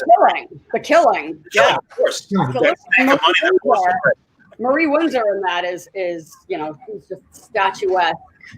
Awesome. Krista, that is exactly who I was thinking of, and I couldn't think of her name. Marie Windsor. She's amazing. Oh, superb. Absolutely. So, Will, do you have either a writer, director, or star that you would identify with in terms of when you think of if you were to be a noir character? Well, not an actor, but a character. It would be the Spirit, Will Eisner. The Spirit, of course. Good Lord, the granddaddy of crime fiction comic book characters. Yep. I absolutely, man.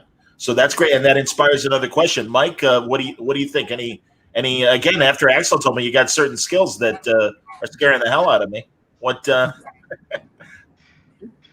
Well, I don't know.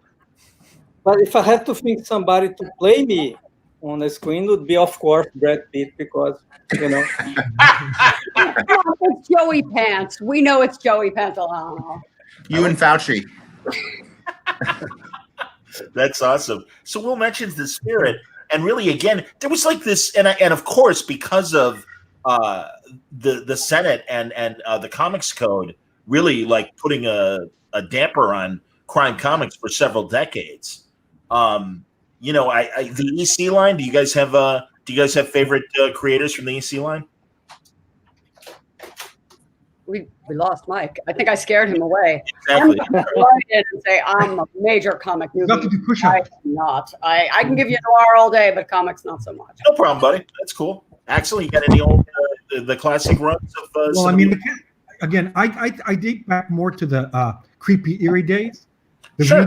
Reed Crandalls, Richard Corbin's, Neil Adams, Russ Heath in black and white. That stuff was very similar to me. I love that stuff. It really formed my it was the earliest comics that I fell in love with as a teenager. Just really getting it when I outgrown superheroes, and I needed other stuff to read. That's cool. Jason, any old crime comics back in the day?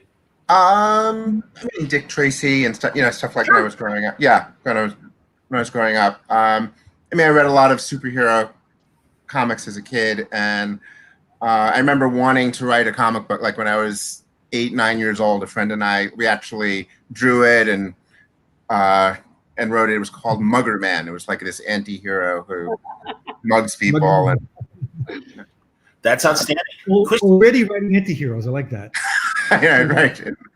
Chrissy, you say and I'm curious what shared universe, novels you might have done, because I love people like Max Collins and others that play in that world and do great adaptations, but really more, original stories in a given universe. Well, I've done both. I mean, I've done novelizations, which are just a straight fictionalized prosization.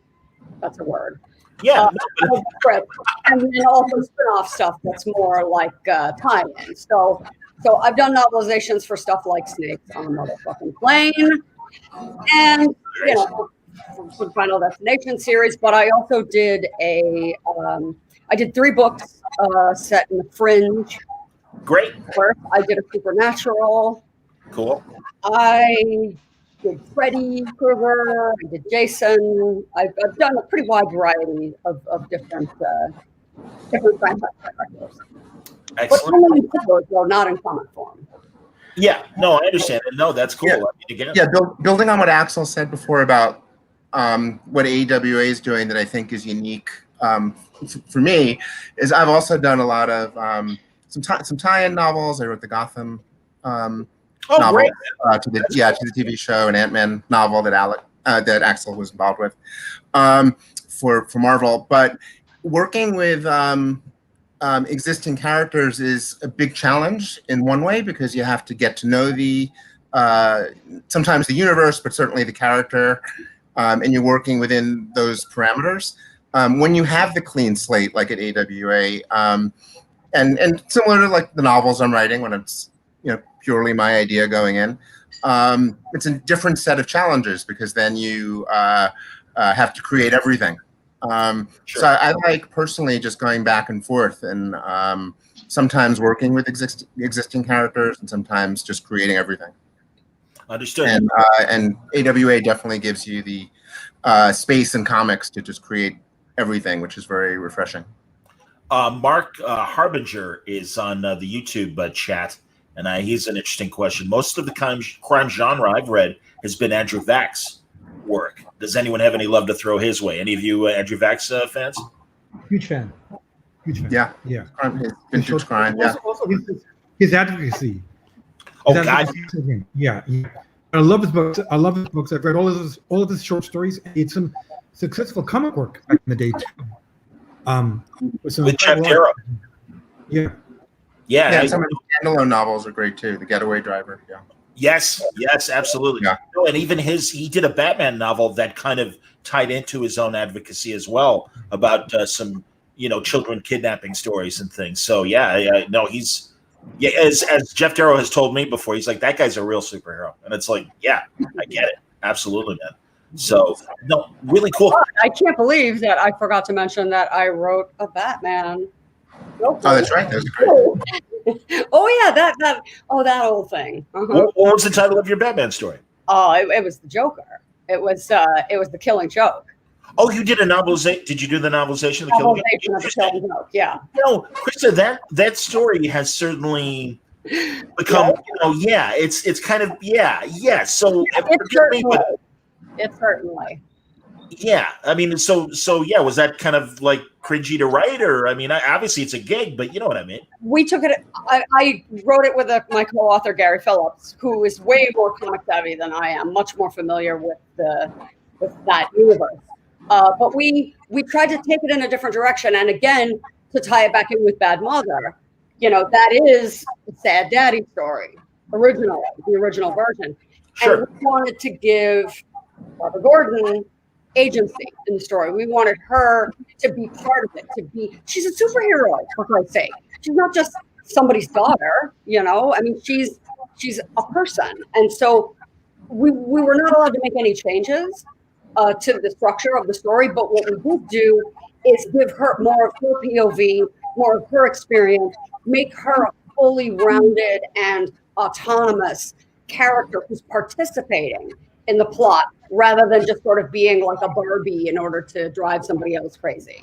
Understood. Cecil Castellucci is the current Batgirl writer and had a great scene that she just put in the current book with Joker that absolutely moves the story forward. And Barbara Gordon's nobody's fool. And it's a great encounter where she's ready for him. And I mean, for people who haven't read it, I absolutely recommend you check it out because absolutely she's incredibly capable. The way she was able to go from Batgirl to Oracle, and still be such a vital part of Batman's family in terms of fighting crime. And God, my favorite, Gail Simone, when she was writing Birds of Prey and still had Barbara in the chair, and Spy Smasher was such an asshole to her, and they have like a knockdown drag out, and physically challenged Barbara is able to fight Spy Smasher, and it's terrific.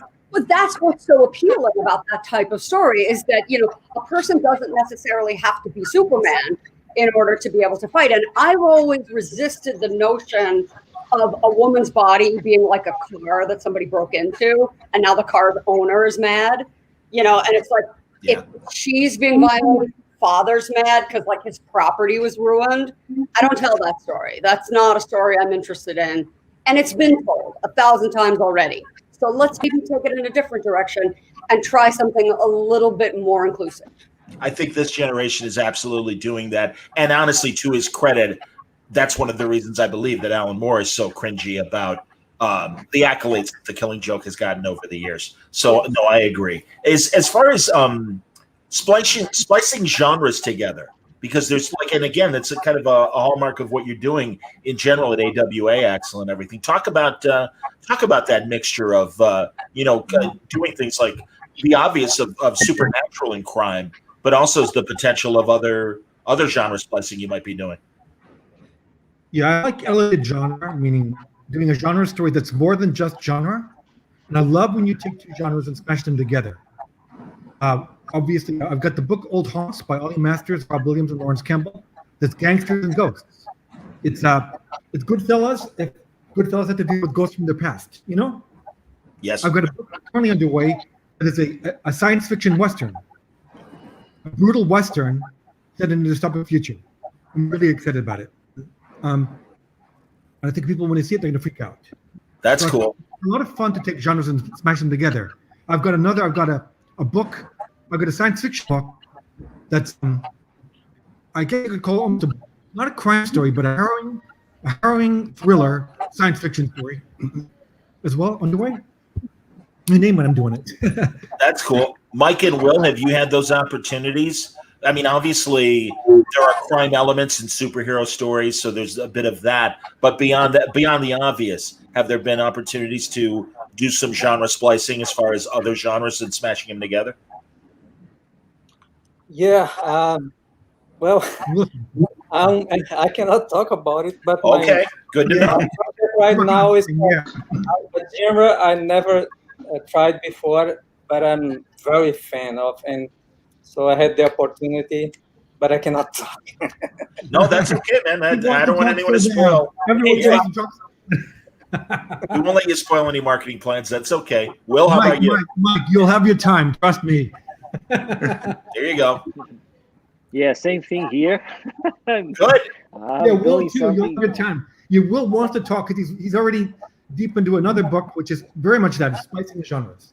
Oh my That's God! exciting. So all I can say is a great, and I'm loving it. It's something that I always wanted to work with.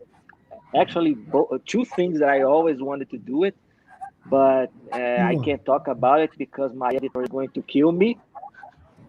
So, but I think people are going to love. In the past, I had an interesting story that I did. It was actually one of my first books for Marvel.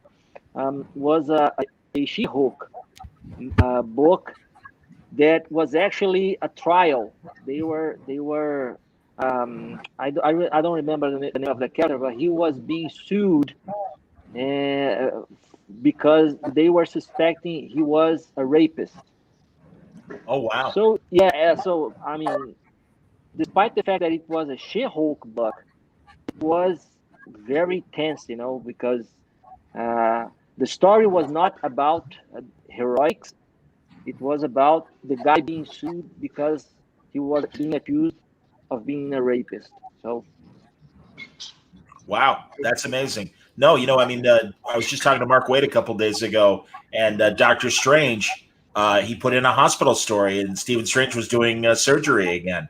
And I'm like, oh, there's a character that, for decades, it's sitting right there. How come it took him so long to do a good hospital drama? So, Jason and Krista, any genre smashing of late or in your past? I like to say that, people who are noir fans like me, a lot of times you'll hear people focus on the wrong thing. People focus on the hat.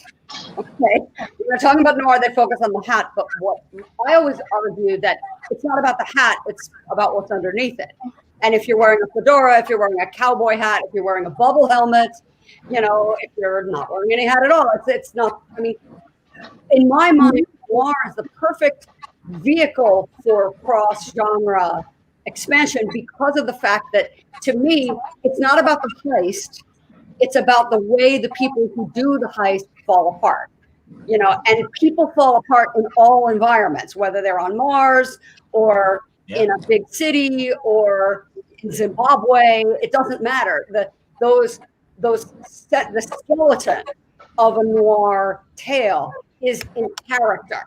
It's not in the costume or the setting. Understood, Jason.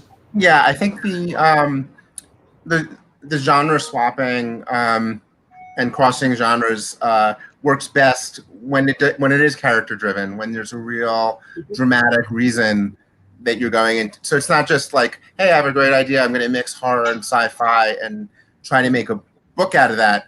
It's the concept and the characters driving it, especially for series like the ones we're talking about now that are at this point limited series, 4 or 5 issues. I think the additional twist of swapping genres is a way to build intriguing cliffhangers because you're not sure which way the plot's going to go, and if you could come up with an organic way of doing that, that's going to shift you not only into another situation, but totally into another genre. It could be, if you could pull that off, I think it could be really effective as far as just building suspense and getting people interested in like being dying to get that next issue of the book. There's I just did an interview with Ed Brubaker, and he just released Pulp, which at the same time is a great crime book, but also a great Western. And I just interviewed him. We're going to put it out on Monday. And it reminded me that, sometimes you watch a Western and the same motivations of the bad guys and the good guys are very much like noir. Oh, yeah. I got to give a shout out to my personal favorite noir Western, which is The Posse, with Robert Crawford, which is The Last Posse. Tremendous noir film that if they were wearing fedoras instead of cowboy hats, it would have been just hardcore noir. I'm with you. Absolutely. Yeah, you tell me, is The Road Warrior a science fiction movie or a Western? Exactly. Totally. Western. Yeah. Outland. Wasn't it Outland? The Sean Connery movie that essentially is High Noon. Outland is Western, but again, it's Star Wars. Yeah. Oh, yeah. Star Wars, yeah. But that's the thing is that I think that stories that are perceived as one pure genre, if you really look more closely at them, you'll see that it's kind of like this mutt. It's a mix of genre. Yeah. The Wizard of Oz is an evil revenge story. Yeah. Watchmen. I don't know if people know this. It's on YouTube, and I remember when it was on television. If you're a Star Wars fan and you don't realize the Western tropes that are in there, there's a movie called The Legend of the Golden Gun, and it was a TV movie. And essentially, Hal Holbrook played the Obi-Wan character. I don't remember who was the young Luke character, but essentially, it is the Star Wars story as a Western. And it's sitting on YouTube. Like I said, it was one of those movie of the weeks back in the day. And they knew exactly what they were doing. And in fact, even I remember in the tease in the newspaper, and what intrigued me to watch it was the allusions to Star Wars. So, and of course, as you all know, that opening scene or later in the scene when Luke comes back to the farm and it's all burnt out, and George Lucas borrowed right from The Searchers in terms of John Wayne coming back home and seeing the farmland burnt out and everything. So no, I as I get older, I've become much more of a fan of Westerns, and I was probably too young to appreciate. And also, I was conflating the simpler Westerns with the more psychological ones, as that came out in the 50s and 60s and into the 70s and even the beginning. I'll say something controversial simply because you invoked it. I remember the little kid going to see Star Wars, how blown away I was by Star Wars. Again, it was a science fiction movie with a heavy whiff of Western in it. I cared about it. I never, ever, ever recaptured the excitement for Star Wars in any other movie as an adult. Nothing was exciting to me as discovering it for the first time. The feeling of experiencing it for the first time. What I want to create at AWA is the experience of where the reader can experience something for the first time.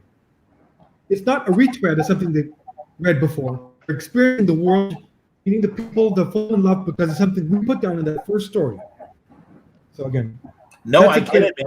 No, this is again my favorite Vertigo series. Some of them starting under you, like 100 Bullets and things like that. These were fresh ideas that blew my mind, and I think as we comic book readers, not to discount the older or younger readers that get that excitement as well. But I mean, hey, I still love superhero stories, fine. But it really is the excitement of reading something original.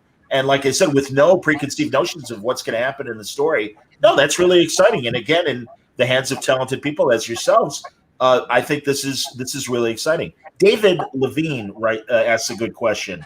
Have any of you, because certainly the pandemic has created a different status quo in terms of our world. Has it, not necessarily virus stories, but has this moment of weirdness? You know, are you inhibited by it? Is your creativity serving you? I mean, this has been a constant question I ask of creators when I talk to them. Yeah, feel free, Krista. Well, I mean, I like to joke that, writers, we're like that little weird shrew-like mammal that's sort of hanging around by the feet of the dinosaurs when the big meteor hits. And all of a sudden it's like, hey, we never leave the house. We come home all the time. Like we don't have, I don't have pants on right now. Like we're good at this. We know how to do this. And I think that for me as a reader and a consumer of storytelling, I found that kind of like connecting with characters, it feels more important now than ever, not necessarily direct correlation like stories about the pandemic, but just, reaching out to other fellow humans through my imagination, through reading, that's really kind of kept me sane. Excellent. I want to add and forgive me, Jason, I just haven't heard from Mike and Will for a second. So yeah, how are you guys, how is your creativity during this weird time right now? Are you guys able to work, and is it going okay? For me, nothing changed. Yes, same here. Same thing. Well, actually, we are, in my case, I am having more human contact than I usually have. I mean, we live like inside the studio all day long working, and now sometimes people are reaching out to say, oh, can you do a live and talk to people or something? I say, oh, really? Okay, we can do that. No problem.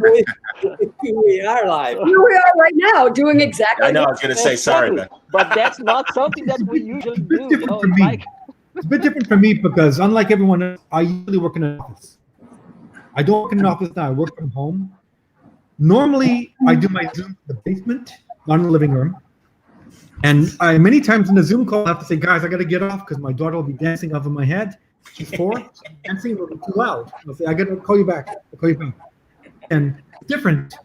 But again, it's kind of nice to work in basketball shorts and sandals, I hear you, man. How about it, Jason? How you handle things? I guess the biggest difference for me is I usually write a lot in coffee bars. So I've had to adjust to commuting a few feet. But I think I've been pretty productive. I think historically, didn't Shakespeare write some of his best plays during plagues? So there could be inspiration at this time. I think the bigger question going forward is going to be how it influences writing. Even just from a practical standpoint, like how do you deal with the pandemic and something that you're writing that's realistic, that's taking place in 2020, 2021, or is everyone going to be wearing masks now? Are you going to be doing social distancing in your story. So I think that's a creative question that everyone's going to have to ask. Like, do you want to just not deal with it, or do you want to just deal with it head on? So I think it's something that's going to come up. Corvidal made some good observations of our comparison to Star Wars and other genres. I guess J.G. Ballard wrote an essay or a book called Star Wars Hobbits in Space, which is interesting. And then regarding Westerns, some of the best Westerns were Mexican films from the 40s and 50s, especially those done by Emilio Fernandez, who worked with John Ford. I'm going to butcher this, so I might go to you Latin gentlemen to properly pronounce Enamorando I guess a classic Spanish Mexican Western that's on YouTube. I really there's so many great free movies that are kind of orphan movies on YouTube. I would even give some shout out. There's a lot of great Mexican and South American noir, that has just been absolutely off lately. I mean, some of the Argentine films, Vampiro Negro and Las Talas Amargas was just superb, incredible film. Knocked my socks off. So yeah, I mean, I think that Americans have this tendency to feel like we're the big boss of content, and that what we do is what everybody else wants, and you're really missing out if you don't broaden your lens and check out some of these other options. Absolutely. As we wrap, I want to go around the horn again and just make sure that we've got the opportunity to mention some films that are, anything you guys want to promote, and also if you want to mention your social media ways of getting in touch with people. So, Mike, let's start with you. Okay. I'm doing Bad Mother, Buy It. That's it. There you go. The Resistance too. Yes. Excellent. Fantastic. And Will, obviously, we know you're working on. Sorry, my computer. Oh, hey. Oh, Let's talk bad. We could continue. Yeah, let's jump in on that. Yeah. Oh, John disappeared. Oh, wow. Hey. That, gang. You look totally different. Yeah, I know. Wow, what happened? The power of the internet. I don't know where John went or what happened there, gang. But we got about 3 minutes left on the panel before we move on to our next panel. So I would like to take the opportunity to thank everybody so much for coming out and joining us. I know some more AWA opportunities are going to be arriving later on throughout the con over the next 2 days. So everybody stay tuned for that. If everybody can just let us know where we can find you on social media, and we will go ahead and wrap this up. We're going to start with Will. Well, I am very easy to reach on Facebook. Just look for Will Conrad. Also Instagram and Twitter. And don't forget to check out Red Border and the other AWA stuff that are coming out. But mostly Red Border. Yeah, Red Border is the best. Red Border number 3 is out now. Number 4 is coming out in a couple of weeks, so get it on your pull list. And I'm on Twitter at Jason Star Books, Instagram Jason Star Books, jasonstar.com. Very easy. Yeah, I'm obviously KristaFaust.com. You can find me on various social media platforms, Faust Fatale. I'm not tough to find. And you can check out Bad Mother. The first issue is out now. I have another comic project that I did, which is a semi-autobiographical story about my experience working in the peak booths in Times Square in the 1980s, and it's called Peepland. So check it out. That sounds amazing. I don't know if you guys hear me. Can you guys hear me? Yes. Yep. Okay, great. Technology hates me today. I don't know what the hell's going on, but thank God I've got backups and everything. It was a pleasure talking to you all, and I'm glad that we had the opportunity and you guys knew what to do as I faded out to promote what you're doing. I'm sorry, do we still need to go around the horn before we finish? Did anyone not say what they're doing? Axel. We know what Axel's doing. All things AWA and Upshot. I'm only on Twitter. I've never done Facebook. I'm about to start. I'm at Axel Alonso Marv. AXELALONSOMARV. That's my Twitter handle. That's excellent, man. I'll tell you what. We'll take a break before the next panel and make sure everything is working all right on my end, because clearly I'm the one that has to worry about it. But I'll thank you all for your time and remind people that there's an AWA horror panel coming up, and also what's next at AWA this weekend at Mainframe Comic-Con. Thank you all for your time. Beautiful panel, and I look forward to talking to all of you on Word Balloon individually. So take care. Thank you, guys. Bye. Bye. Bye. Are we here? We go.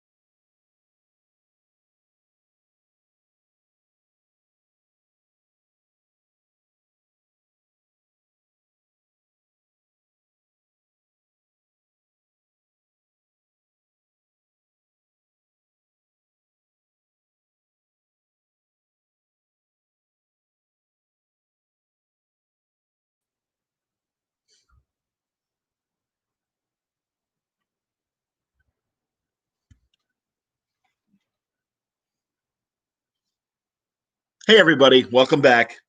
John here from Word Balloon. Can Drew? Can they hear me okay, Drew? Lovely. Good to see you. Excellent. Apologies for the technical difficulties, but I think I've got everything reasonably under control. And reminding you that there's a lot of great work happening in panels here at Mainframe Comic-Con. Please support the Hero Initiative. Do what you can to support this great cause. I mentioned it earlier with Dan Jurgens when we had our spotlight panel that unfortunately Hero Initiative normally would be at conventions live, and that's where they get the bulk, like 80+% of their donations come from live events. Well, that's been taken away from them this year. So they really do need your help. So please consider going to heroinitiative.org. If you're watching on Mainframe Comic-Con, there's a donate button right below us. Please hit it. And, it's a great way of showing appreciation, not only for the great freelancers of the past, but also the current crop that are still entertaining us today. And the group that we're about to talk to are certainly no exception. We're going to be talking about 50 years of Superman writers panels with some incredible creators that are waiting for us now. We've got a couple that are still hopefully going to join us. But in the meantime, let's bring in who we've got right now. Paul Kupperberg, everybody. Paul has been working at, he goes back to Charlton Comics back in the day. And great to see you, Paul. Good to see you. Absolutely. And, among your Superman work, of course, you did the World of Krypton miniseries, DC's first miniseries, and also working on DC Presents, which was the Superman version of Brave and Bold, essentially, the Superman team-up book, correct? Among other great things. And let's also bring in, again, from earlier, our current champion. It's like a game show. Dan Jurgens, everybody, who's been writing Superman himself for the last 30 years and responsible for so many great runs of creating Doomsday and certainly the Death of Superman among your achievements, all the way up to handing off you and Pete Tomasi, handing things off to Brian Bendis just a couple of years ago. Right. So it's great to see both of you. And hopefully joining us later will be Jerry Ordway and Elliot S. Maggin, because I really want to talk about the breadth of the history of the character. So, Paul, I'm gonna start with you because I'm the oldest. Yeah, well, there you go. And yeah, you started writing Superman a couple of years before Dan and stuff. Oh, and I see our guys starting to come in. So, we will still talk to Paul, but we will welcome Jerry Ordway to the conversation as well. It's great to see you, Jer. Hello there. How you doing? I'm doing good, man. Absolutely. So Paul, tell us about getting the gig and the opportunity to write Superman. When did it start for you? Well, I think it really started with He-Man and the Masters of the Universe. The DC got the license to do the first comic book adaptation of He-Man in, I guess it was '83 or so, and Dave Manick was an editor at the time, and he was given the assignment of editing the Masters of the Universe miniseries. But even before the miniseries kicked off, there were going to be a 16-page insert in all the DC Comics that month, and an appearance in DC Comics Presents. I didn't write that for Julie Schwartz, who was the editor of DC Comics Presents. Julie was listed as the consulting editor of that issue, and Dave Manick edited it. But I suppose after I did that, Julie saw I didn't screw up Superman completely, so he decided to give me a chance to do it. I had done some other work for the Superman family. You know, I'd written Jimmy Olsen and Supergirl and Superman family and things like that. So I wasn't a totally unknown quantity, but I had never really touched Superman before. That's awesome. And yeah, we should talk about some of those other Superman related stories that you did. I mean, like you said, Supergirl, Superboy as well, you know. So Superman newspaper strip also. So, and who was drawing that Superman newspaper strip? It was originally being drawn by George Tuska, and then it was taken over by Jose Delbo. That's amazing. Yeah. World's Greatest Heroes, I believe, was also the title of the strip. Originally it was the World's Greatest Superhero starring Superman, but eventually it just kind of dwindled down to Superman. You know, that's great, man. Jerry Ordway, good to see you. Welcome again. And hi, Jerry. Hey, absolutely, hey, Jerry. So, you know, although I'm probably getting all right. So who was next in terms of writing Superman or drawing Superman first? Because I'm really not sure. Around me, you both were '80s guys. I think me, right? Okay.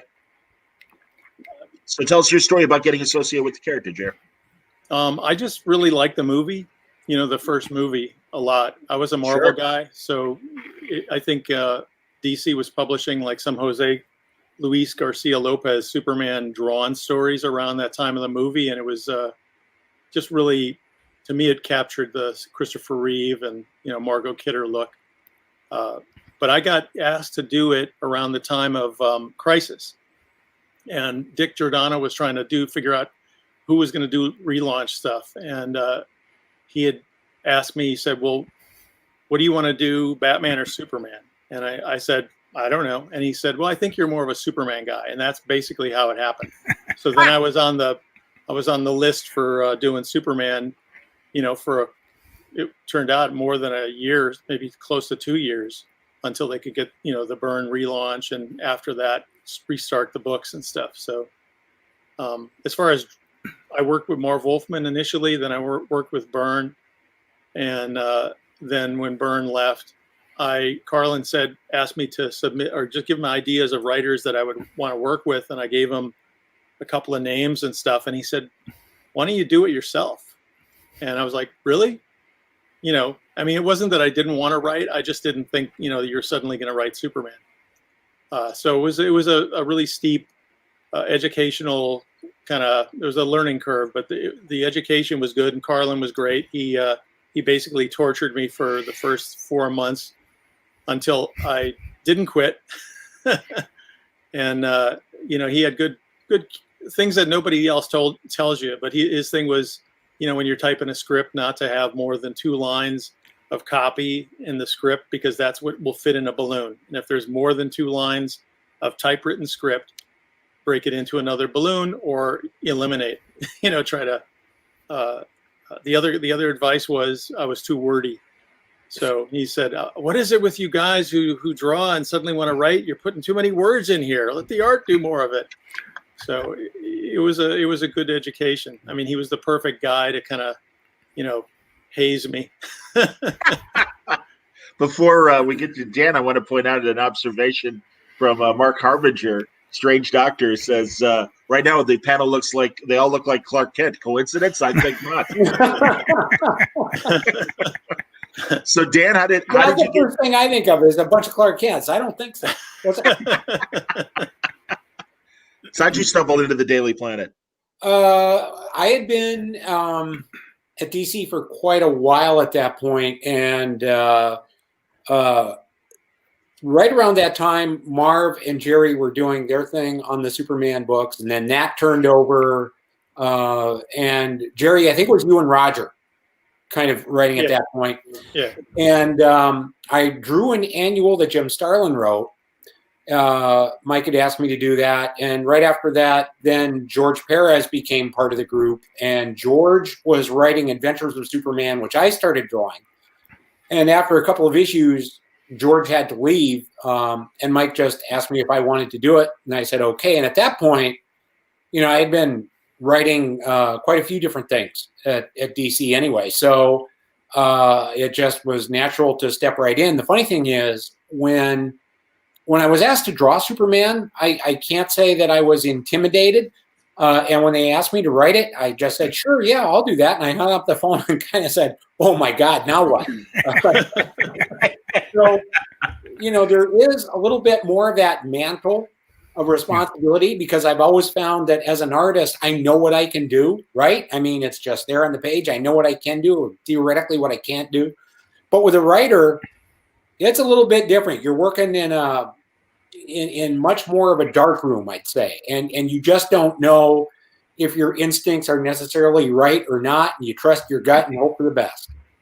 Fair enough. Paul, did you work under Julie Schwartz? Oh yeah, for several years. It was it was a little fanboy's culmination of a dream. Growing up, I started reading comics around 1959, 1960, very young, eventually I kind of found my way to the comics of Julie Schwartz, because I was a DC fan, because Marvel didn't exist when I started reading comics, because yes, as I said before, we're old. But you're older. I'm oldest. That's right. Stuff. That's it. Hey, listen, Medicare guys.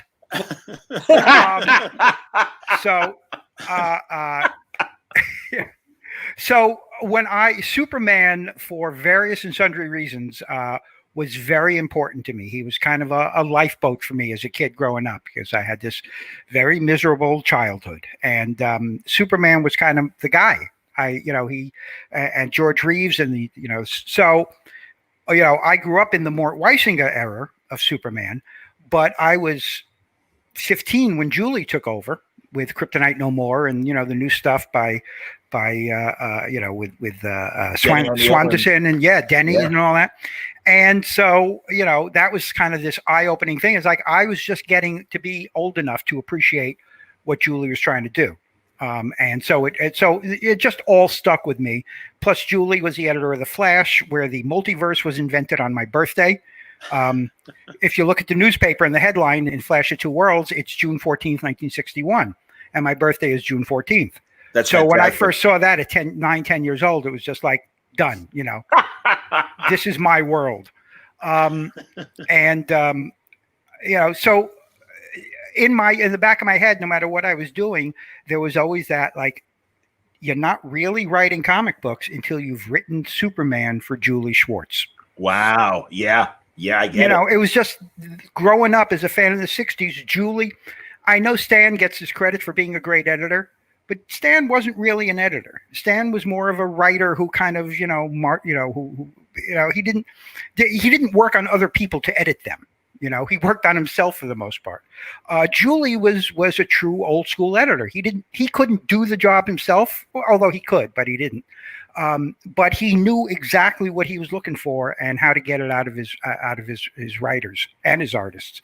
And there was just something about his old school methods. It's 1940s fedora on the back of the head kind of lifestyle that just his voice evoked. That it was just it. It was just that was the big moment for me when I got to write Superman for Julie. Were you scared of him?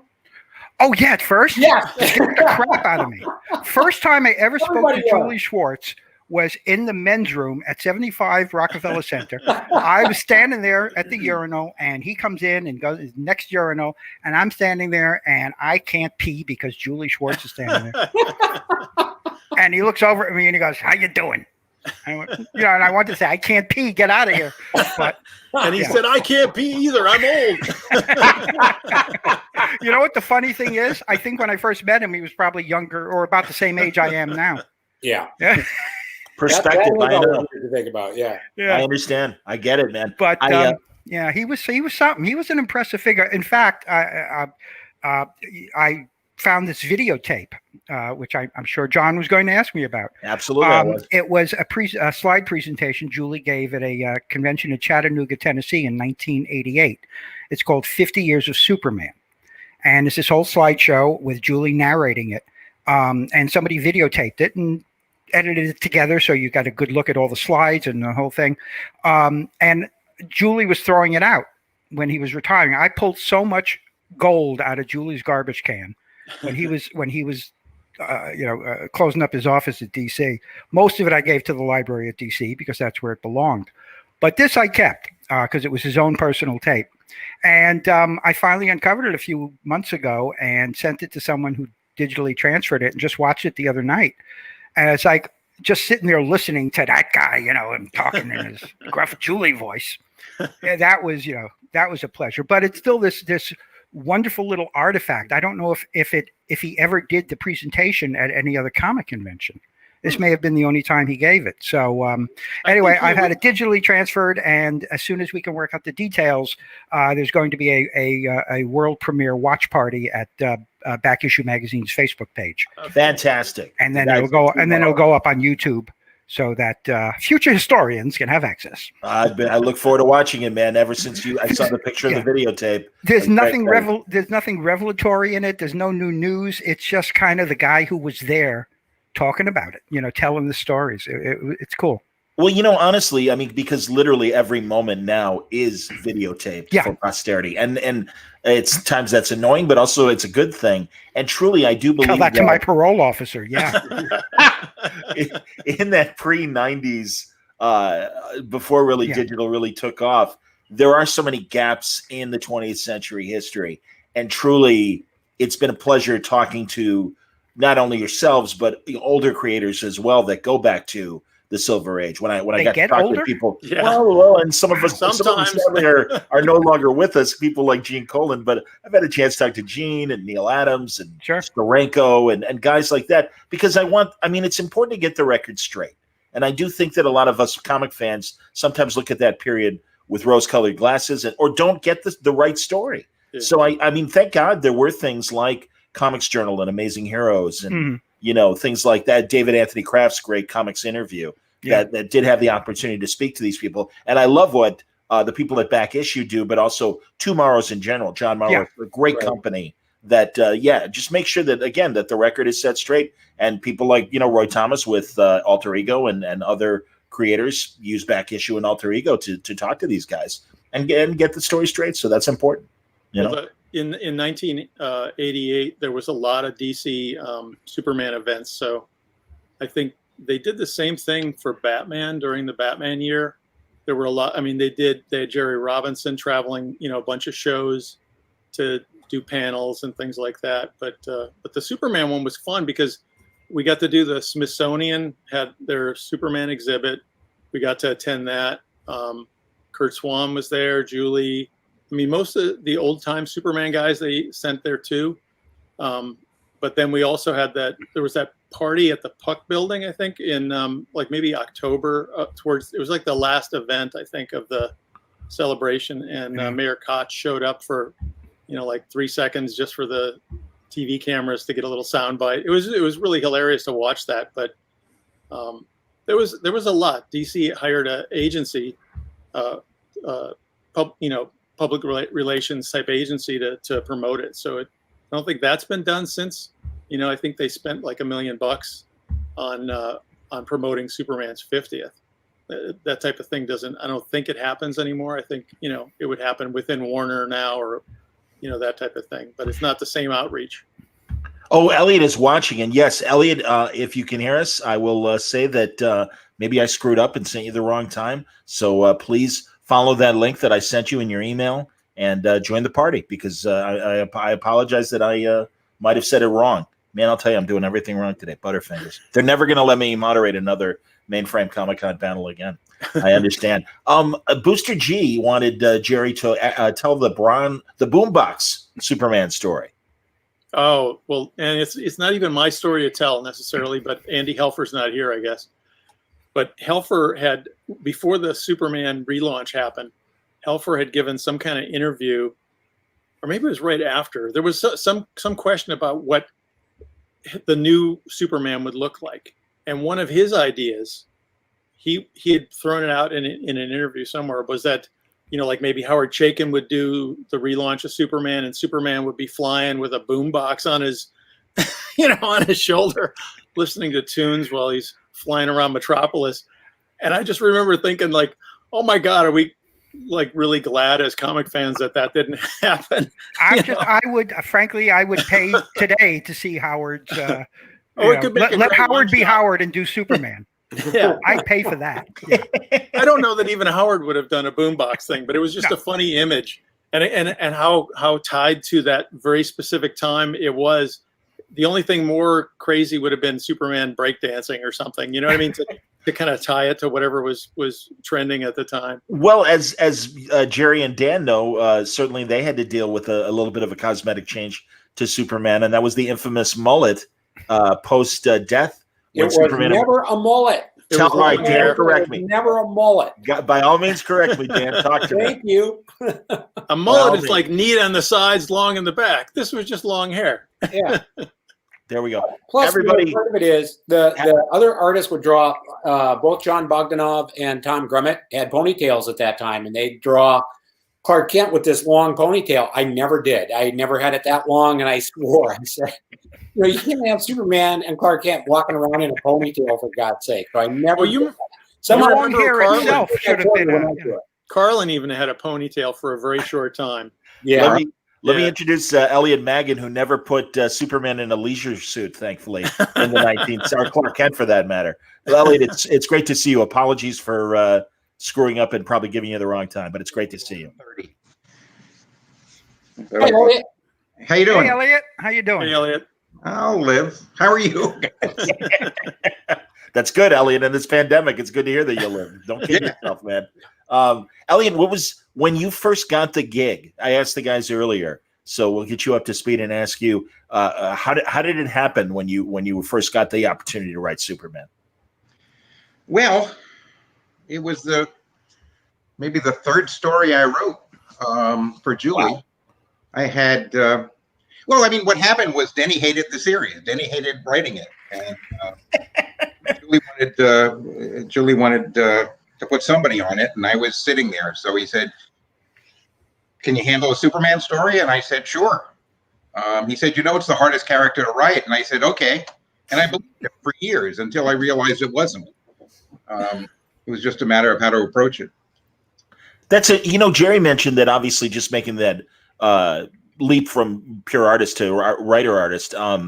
There was that thing. But yeah, guys, Dan and Paul, any initial fear or difficulty in terms of when the opportunity came? Who, me?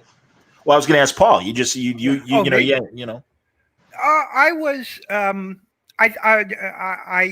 I was fortunate enough to be too young and too stupid to be intimidated. It was kind of like you get a gig. In comic books, your job is to walk into a character and write a story.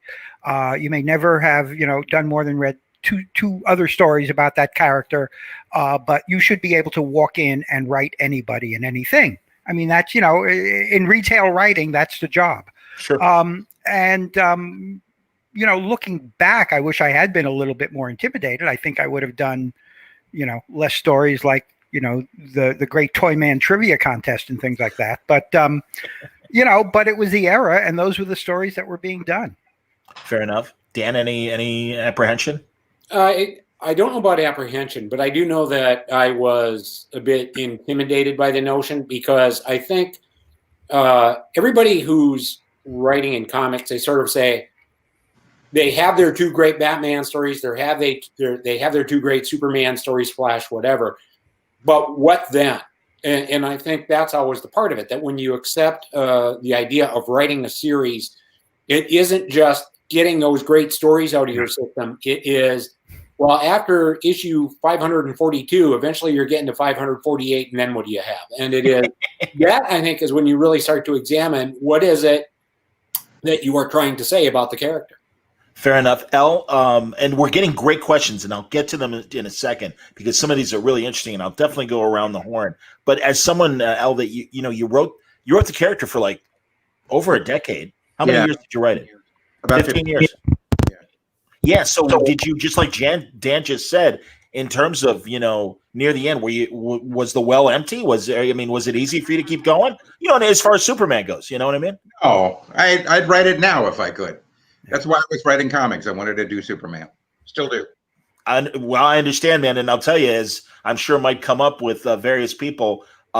We were last night, literally, Elle, just talking about both Last Son of Krypton and Miracle Monday, those incredible Superman novels that you wrote. Great books, yeah. We discussed them in a great word balloon talk recently, and also I want to let people know that you've got your podcast feed where if you enjoy books on tape, check out Elliot Magan reading Miracle Monday and Last Son of Krypton. What's that feed? Where's that at, man?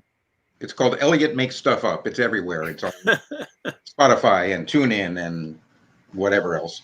Amazon podcasts. I can't get it up on Alexa for some reason. I don't know how to do that. But have you asked her?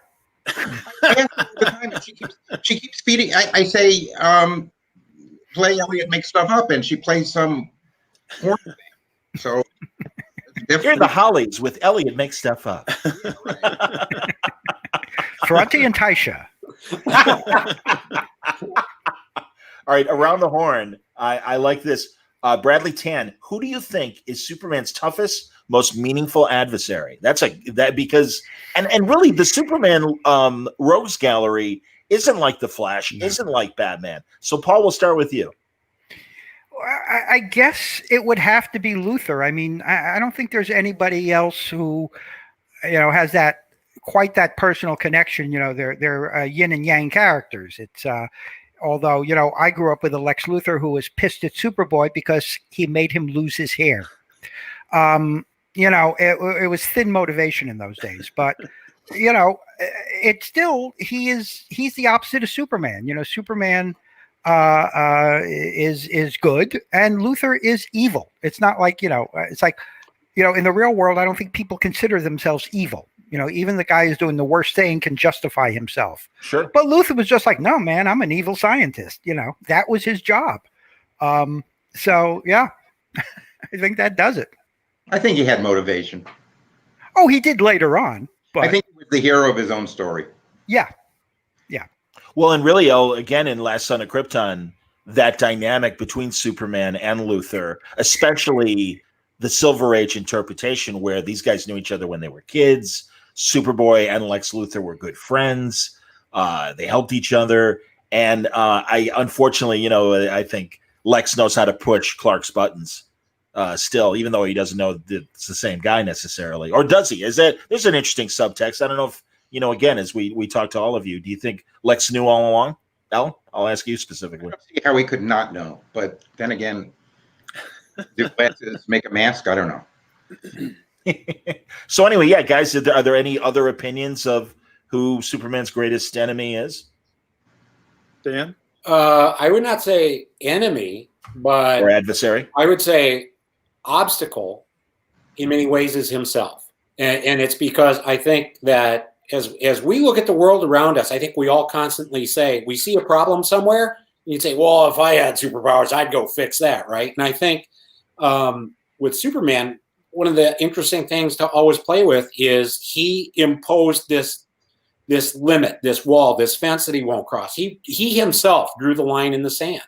And I think it's always fun to play with that notion of temptation of when would Superman cross that? Would he cross it? What would it mean if he did? And I find that to me is what I find fascinating about the character is that in a previous time, they said, he has a code against killing, but he had a code, if you will, against a whole lot more things than that. And he basically was someone who said, I'm going to allow mankind to make their own mistakes. But to me, that's the part. It is. So I look at it more as an obstacle or a barrier than I do enemy. I totally agree. That was exactly what I was going to say. I think he feels like a character in the way we did it.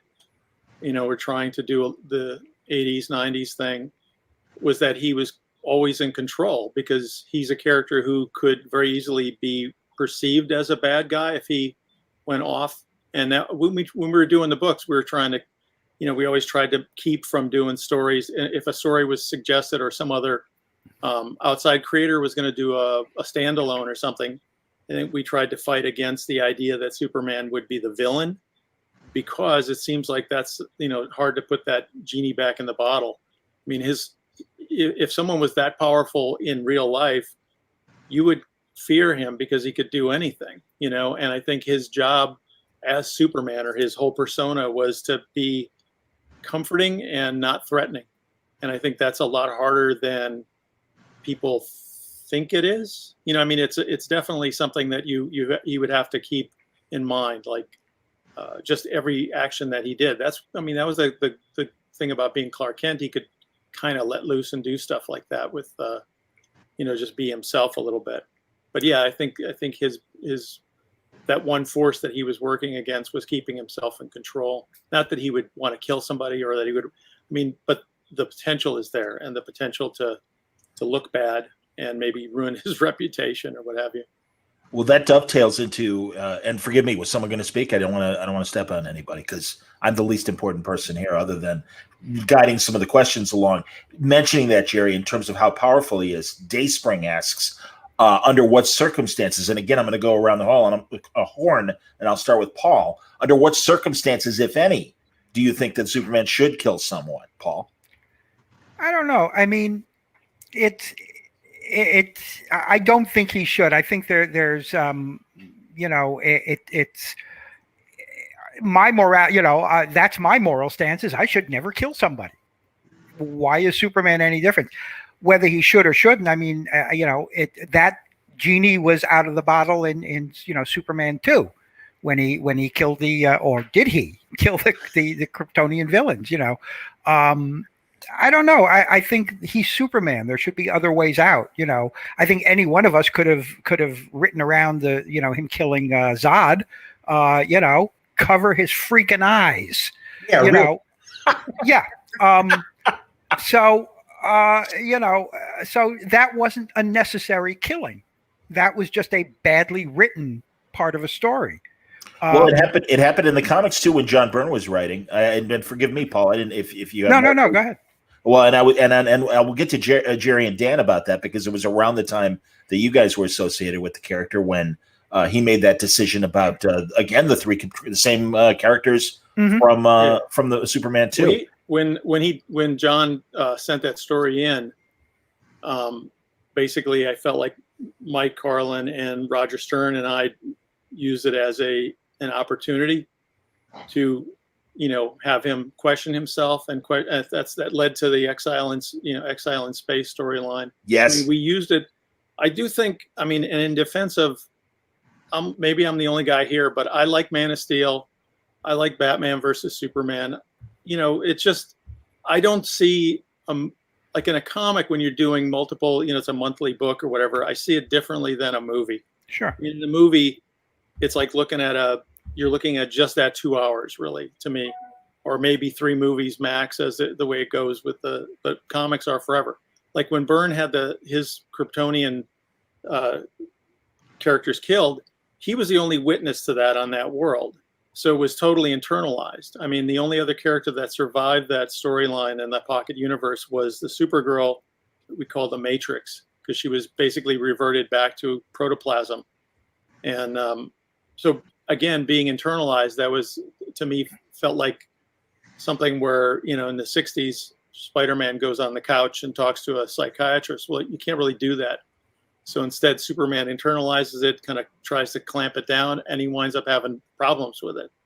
But I think this is one thing you're mentioning about covering Zod's eyes, and it made me think of, and I'm trying to remember, I can't think of what movie it was. I was watching a movie, and it was the Justice League, one of the cartoons, and it was the Dark Side War, and I was kind of aghast watching it, that like the Justice League basically just rips Darkseid's eyes out or whatever. That was the solution to it is Omega beams. It was just like, wow, that's gross. So yeah, they could have done that in Man of Steel, but about 10 years ago, there was this whole raft of arms being ripped off in comic books. Right. I mean, all of a sudden, it's like dismemberment seemed to be the way to go. That's funny, Jerry, because I remember the Superman episode, the animated series, where Superman is brainwashed into believing he's Darkseid's son, and he grabs Darkseid's head. And the force beams explode, and his head doesn't blow off, but there are more cracks on his face and his helmet, and he's totally weakened. And there's this amazing scene where the people of Apocalypse rush to the aid of Darkseid and pick him up. And then in a great, I mean, truly, there have been so many great moments in the comics and in the animated things. And here was a moment where Darkseid turned to Superman and said, "You don't understand. On this world, I'm God." And they carry him away, and I thought it was an incredibly great Darkseid and Superman exchange and everything. But Al, what do you think of the killing thing? No, under any circumstances, not at all. It's a failure of storytelling. Fair enough. I understand. That's awesome. I mean, no, Snyder wanted to be the kid who kicked over the paint can in the garage. He doesn't know anything. For heaven's sakes, you don't put an objectivist in charge of Superman. But in also what's funny is, in fairness, and I think I could speak for Carlin as well. If Byrne didn't do it, I mean, neither of us were on board with it necessarily, but it was John. I mean, John was convinced of it, and then he wound up leaving after that. I don't think it would have happened if, he hadn't done it. You know what I'm saying? I think, our storyline with having Superman die required a sign off from Jeanette Kahn and Paul Levitz and Dick Giordano in a way. So, well, I mean, I think John was in a different stratosphere as far as, his powers or his influence or whatever. So I still think, I think we made good stories out of it, and I don't think it ruined the character. I do think that the potential is always there with a character that powerful, that he could have done it accidentally too. And then, we weren't in the 60s comics code. And I think the norm was different back then too, in a way. To jump in for a second. I mean, what happened in the comic and what happened in the movie were entirely different. In the movie, when Superman killed Zod, at least it was a situation where, Zod was trying to kill the innocent civilians, and Superman saw it as, well, I have to do this or else kind of thing. In the comic, it was a stone cold execution. Yeah. I mean, he basically put him in the electric chair and was judge, jury, and executioner at that point. So those are even in and of themselves massively different concepts. Yeah. Agreed. Yeah. Now, Jacob, excuse me, another thought on this before I move to another question? It's kind of tied. All right, Jacob Westfall says, and this is a great question, and especially Jerry and Dan, certainly Dan, who created Doomsday, Jerry working during the status quo. What effect do you think the death of Superman has had on comics and the general public's consciousness of Superman? And I love that idea because he is such an important pop culture character that literally we get documentaries like Waiting for Superman that have nothing to do with the cape per se, but just the ideal. And I mean, that's the thing. So yeah, talk about that period. And I mean, again, I've talked to you both, Jerry and Dan, before about it, but yeah, for the purposes of today, any thoughts on how that story happened and what you guys wrestled with, and also how the observation of how it affected the public? I felt like the main takeaway from it was personal, because we were really, it's hard to, we were dealing with the comic stores not wanting to buy, Superman. So we still sold on a newsstand. This just from a different point of view, not just the story aspect of, killing him off, but there was definitely a subtext of Superman's not getting the attention it deserves. We were all getting good reviews from people who read the books. They liked them, but they weren't buying them in big numbers. That aside, that all fit into World Without Superman. That was the appeal, at least to me. And I think, in the room, the feeling was, we do this, we're basically showing how much you will miss Superman when he's gone, even if he's not gone permanently, because people kind of took him for granted. And that, in that way it succeeded. Whether there's Dan can speak to the people still liked the storyline. So regardless of the comic boom that went with it, the storyline's still popular among fans who read it when they were kids, or it was an entry point for them to read comics for years after that. So it was successful in many ways. I still think it was, the stuff that happened afterwards was great. I thought when I left the book, Dan and the other guys and lady did a great job with the return of Superman. It was a story that I enjoyed reading as a fan,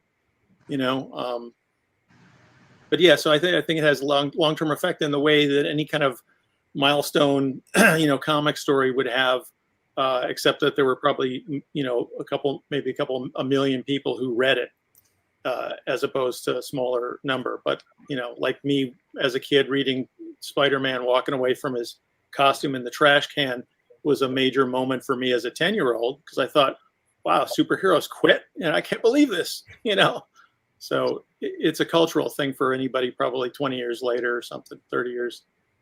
If you're writing stories, if you're writing stories about Superman's importance to the world, and you want to hit on that by taking Superman away, the same way as you examine someone's importance to you personally at a memorial service or something like that, and get so lucky as to have columnists across the country writing columns like that as your stories are being published, and create that sort of synergy between reality and fiction. We were lucky enough to actually have that happen. And it's probably something that will never happen in comics again. But I think that is what ended up really sort of proving what Superman's importance is to us as a society, because that's exactly what happened. If you have newspapers running polls as to whether or not Superman should come back from the dead and stuff like that, which we did at that time, I mean, that's a total and complete win. And it was all about Superman's character in the long run. So I think it's a total and complete win. Yeah, I mean, I found years later when I did the Death of Archie story, certainly didn't have the same impact as or sales as Death of Superman, but it brought people out to go, who hadn't thought about Archie for forever. Suddenly they remember Archie, and they were outraged that we were killing him. It didn't matter that it was an alternate universe. What if Archie that was dying? It was still, we were killing the beloved Archie. And the Superman. I mean, I was on staff at the time that was going on, and I remember the day the news broke, and I don't think anybody expected the reaction. I know nobody expected the reaction that they got. It blew up. It became the major new. It was a day where nothing. Nobody blew up, and nobody did anything particularly evil. So Superman dying made the front page, and it really did spark that character again. Paul, I'm glad you mentioned Death of Archie, because really Life with Archie, that whole run was so terrific. Thank you. And absolutely, man. And it added a real depth to the characters to see them age and how they interacted with each other, as older characters. Ella, as someone that, again, observed the writing of the Death of Superman and stuff, what did you what was your reaction when you heard what they were doing? I thought it worked as a stunt. They got real lucky with the timing of it, but increase the sales. That's the name of the game. And it's true. And as Jerry and Dan pointed out too, it was this weird, like, kind of slow news day, and it really was this incredible international story. And I remember the day that 75 came out. It is the first and only time that there was a line to get into the comic shop, let alone buy the thing. Well, what did that move? Like 7.5 million copies or something?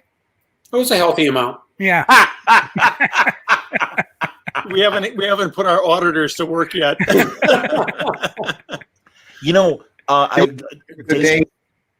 Brinkley used to do the Sunday morning show on ABC, and he said in an interview at some point, I'd like there to be no news one day. A few weeks later, he always started the show with, here's the news from the last 12 hours. And at some point he said there wasn't any. He really I loved how cynical he got at the end and literally had to apologize to President Clinton because he had said about just being on the campaign trail and I tired of rubber chicken dinners and all that stuff. I love David Brinkley. He was amazing. Yeah. And only you could get away with stuff like that. Dayspring, great question. And let's go around the horn. You know, again, because they moved the setting from the planet to WGBS. And Paul, you were in that time as well. Right. How hard was it to write Superman's supporting cast? And I mean, now let's include the WGBS people like Morgan Edge and Steve Lombard, the great Steve Lombard. Absolutely. Yeah. I kind of like that. You know, I always had more fun writing Clark than I did writing Superman.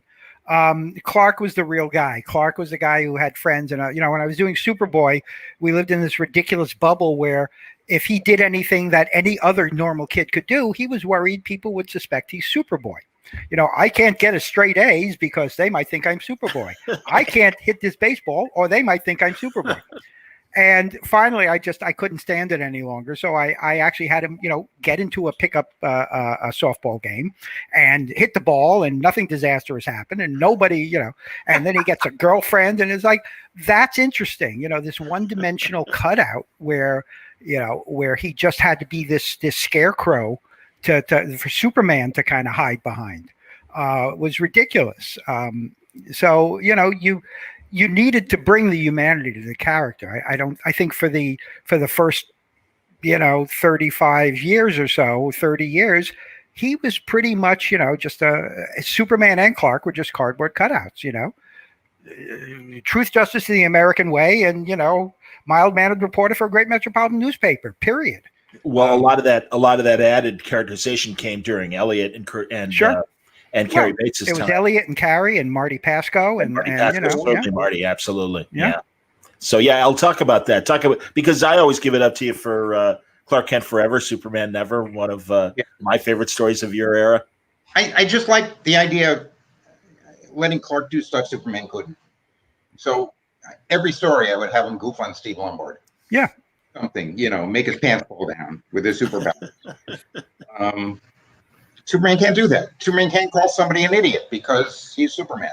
But Clark can call anybody anything he wants. And I always had Lombard stuff backfire on him because of something Clark did. Just I stole that from you. It's all yours. I'm sorry. I brought it forward from your time. No, I you know, and again during that Clark Kent Forever story, where he finally can really just like match Steve Lombard for being a bully and be like, no, fuck you. Wait a minute. And really like getting in his face. Language. No, sorry. I know. I'm used to word balloon where I'm able to drop F-bombs, so you'll forgive me, everybody. But I know I did. I just, it was really a great chance to see Clark cut loose to the point, El, as you know, where he and Lois went into Clark's apartment and we don't know what happened. And they put it, you know, the newsmaker section of Newsweek and the People section of Time. They had these little paragraphs, and they'd put in boldface the names of the people that they were talking about. And the names of the people they were talking about were Clark, Lois, and Superman. It wasn't Carrie. It wasn't Kurt. It was we didn't get coverage, but they did. That's outstanding. During the making of the first movie, the Richard Donner movie. You know, Mark Harbinger says, has anyone seen the Christopher Reeves interviews where he so eloquently said what Superman means culturally? How lucky we all were that he took that role. Yeah. Do you guys, especially Paul and Elle, you guys have any stories? And Dan and Jerry as well. Any Christopher Reeve encounters, you know, that either prior to the movie or after the movie? He was at the Smithsonian.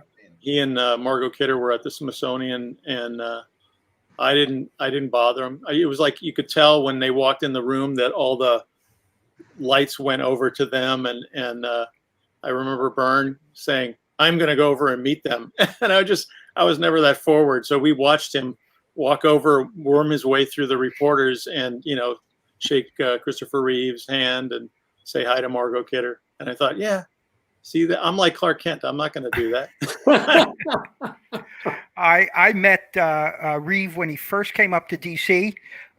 This string bean with brown hair came into the office wearing a corduroy jacket, I remember. Very hip. And you know, I looked at him and I went, oh my God, we're in trouble. But then I was on staff at the time. I was assistant to the public relations guy, so I was seeing all the photos coming in of the from location, and suddenly that that skinny little twig turned into Superman, and for me, for that movie, I still remember. I saw it at the Esquire Theater in Chicago on the first showing. Man, just goosebumps. When those credits rolled, huh? As soon as the credits came on, you knew it was a special ride. Well, and then those were the days too when you had an overture before the film started, and it really was such an event. And they had that great Williams score playing before the movie even started and stuff. Elle, weren't because I know Marty used to tell me that he got to really sit down with Chris Reeves and go over things. Did you as well? Me when he was coming in, Saul was worried I'd say something. But Saul was always worried about me. I don't know why. But I have no idea. He was, but he was in some play or something after Superman 2, and I had this hardcover copy of Last Son of Krypton. I wormed my way backstage and convinced him to sign it. He thought I'd come to the play, I guess, but I just sneaked in. So I got to meet him once. He was very nice, gracious, tall. Other than that, no. Well, and I'm glad you mentioned the book again, Elle, because the rights have reverted back to you, and you've put those books, both Miracle Monday, Attaboy, but Drew, single out Elliot for a second so he can show those great books. I'll make you hold him up again, Elle. I don't know where the other one is. So, but yeah, Last Son of Krypton, boom. Beautiful soft cover. I still have my original printings. As do I. So do I. Yeah, man. No, and sadly, if I knew you were republishing them, Elle, I would have bought the new copies. But I immediately went to Amazon and found the used book, and I had to buy it because it's truly one of the best. As Brian Bennett and I were talking about it last night, how much we love those books. 20 of them, and I figured I'd put it in the attic and never touch it. I don't know where they are, but my parents sold that house. Son of a gun. Well, that was, I was a big fan of novelizations since I'm a kid. I remember Captain America and the Great Gold Steel and the Avengers versus the Earthwreckers in the 60s. And, there was some of that being done, but Elliott's was the first one that just didn't treat it like a comic book in prose. Elliott wrote it like a novel. He wrote it like a story. And Bendis and I were kids. Yeah, man. I mean, honestly, no, we said the same thing as 13-year-olds when we read the book, and it's like, this is amazing. By the way, read his Kingdom Come adaptation. And absolutely a great adaptation, and beyond a novelization, you put a lot more of the story in there, Elle. And in fact, Mark Wade and I talked about that as well recently. So it was so great, man. I was telling Wade that I was going to talk to all four of you. And immediately, and again, man, like these guys like Brian Bendis and Mark and I, we're all around the same age. And really, man, you guys were our heroes. I'm not, that's not hyperbole. And truly, your writings of everything you did, but really, especially Superman as well, meant so much to us. So, in fact, somebody on the chat earlier had asked Dan how you felt about handing things off to Bendis as you did just a couple of years ago. Well, it was fine. I mean, I got to build to the end of the story. And I think as Brian and I have both told you, DC was really good about bringing us together so we could sit down and really work through everything that had to happen so that we could make it work and make it work well. So they did a good job with it. And I think the opportunity to make for that kind of a seamless transition is always a positive. The readers win when that happens. Agreed. And next week on DC Fandom, Dan is going to be talking to Brian Bendis and Jean Lewin Yang, and they have an opportunity to interview Dan. And I look forward to that conversation. Brian has told me a bit about that. Paul and Elliot and Jerry, was there ever that kind of, like, at least, as you handed off, was there any sort of meeting of minds with the next creative teams? Well, when I left Superman, I handed off to Carl Kiesel, and Carl and I did. I mean, I knew Carl for years before that, so I knew it was in good hands. And then when Carl was backing off. I guess he had like another commitment. He had me come back on in like 97 to do some dialogue on his plots. So I worked for about a year on that. And then there was not a good handoff from the Eddie Berganza takeover. So it was, I don't know what's story wise, whether they followed anything or not. I know Dan stayed on, but it's always better, I think, for the reader to have a handoff that's good, and smooth. We tried to do that when Marv left Adventures of Superman. That it wasn't like suddenly, oh, we're reinventing everything or whatever, because the continuity part of it was always important to me as a reader. So I always think of that in terms of what's somebody going to read. Are they going to be confused? Are they going to be mad? Understood. Elliot, did you guys hand off to Byrne? Was yours like kind of that pre-crisis or during? No. Crisis? Go ahead. And Paul, I want to hear your thoughts too. Yeah. Jeanette had a dinner at some Japanese restaurant where everybody sat on the floor. Sometime in 80. Did you have to wear kimonos? I don't know. We had to take off our shoes though, and we called it the I Love Superman dinner, and all the guys were there except Paul. And Paul was the only exec type who actually liked Superman. Jeanette never liked him as a character. And I wrote a memo after that saying, let's start from zero. Let's do this. Let's do that. And wrote a business plan, basically, instead of a rehash of the character's origins. But we're leaving. I was with Carrie. We're walking down the street. I said, we're losing our jobs. And he said, oh, where'd you hear that? I said, I'm a politician. I know these things. We're losing our jobs. So we did. About a year later, less than a year later. Wow. That's amazing. Paul, and any handoff or? It wasn't exactly a handoff. I mean, back then it was kind of, I started writing for Julie in the last 4 years or so of his editorialship. And he was now not exactly at the top of his game. I mean, there had been better stuff done earlier. It was really, a handful of us who were writing the Superman stuff. There was, a few of us who did.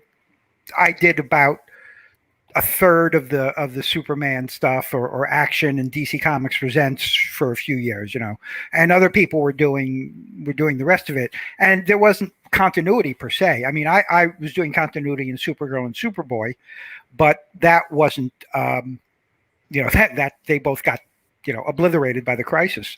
So there was no handoff. Okay. But yeah, there was no, it was just like, you're no longer writing Superman stories because John Byrne is taking over. You did a good job with Julie, Paul. Thank you. You were not only that, but you were following. He was going through a bad time. He was acting out. He was being weird, and Paul pretty much followed him around and kept him out of trouble. That was I loved the man. He was very special to me. He meant a lot to me growing up. He's the only guy I know from comics who I cried when he died. No, that's not true. Marty was the second guy I cried when he died. Yeah, I understand, buddy. Yeah, but Julie was special. He meant a lot to me, and it was my privilege to get to work with him.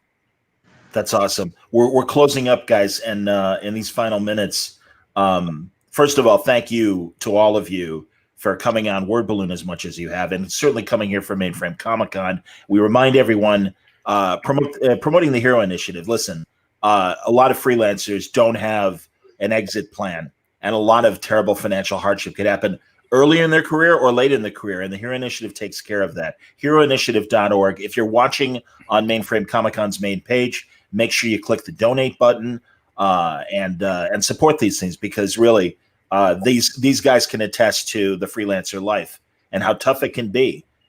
So anything you can do in these weird times to support the Hero Initiative with a donation would greatly be appreciated. And also, guys, anything real fast around the horn as far as what you want to promote? Paul, I saw on Comixology, and I had to buy it. They had reprinted a Spectre Doctor 13 story that you did in Ghosts. And yeah. Feature. but they had all 3 parts in one issue. And it was cool! Read that. Yeah, I did. I did Dr. 13 backup in Ghosts for a while, and I did a Spectre 3-parter. Yeah, I'm sure a lot of that stuff is up on Comixology.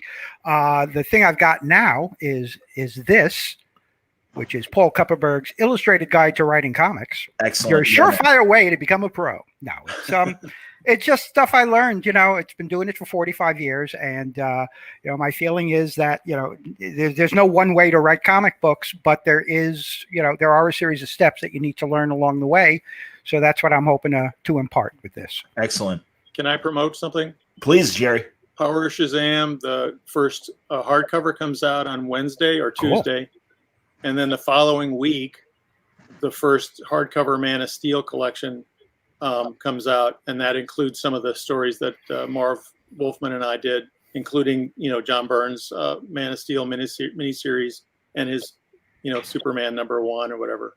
They're nice collections. They collect about maybe a little more than 13 issues worth or 14 issues worth of material. So they're not unwieldy like a omnibus, but hopefully people will buy those. Excellent. We're up against the clock, guys. So real fast, Elliot. I've been writing books. I've been writing about a book a year. Here's the last one. It's called Not My Closet. It's about real people who don't fly under their own power. First time I ever tried to write one like that. It took me years. It was really hard. But I'm going to try to turn out one a year. This year, I slipped because I'm hibernating. I understand. Get up in the morning and I can do one thing. This is my thing for today. Well, I look forward to our next conversation about that. Dan, any quick... Batman Beyond and Nightwing, which I am both writing, and Detective Comics 1027, where I have a story that I wrote and drew.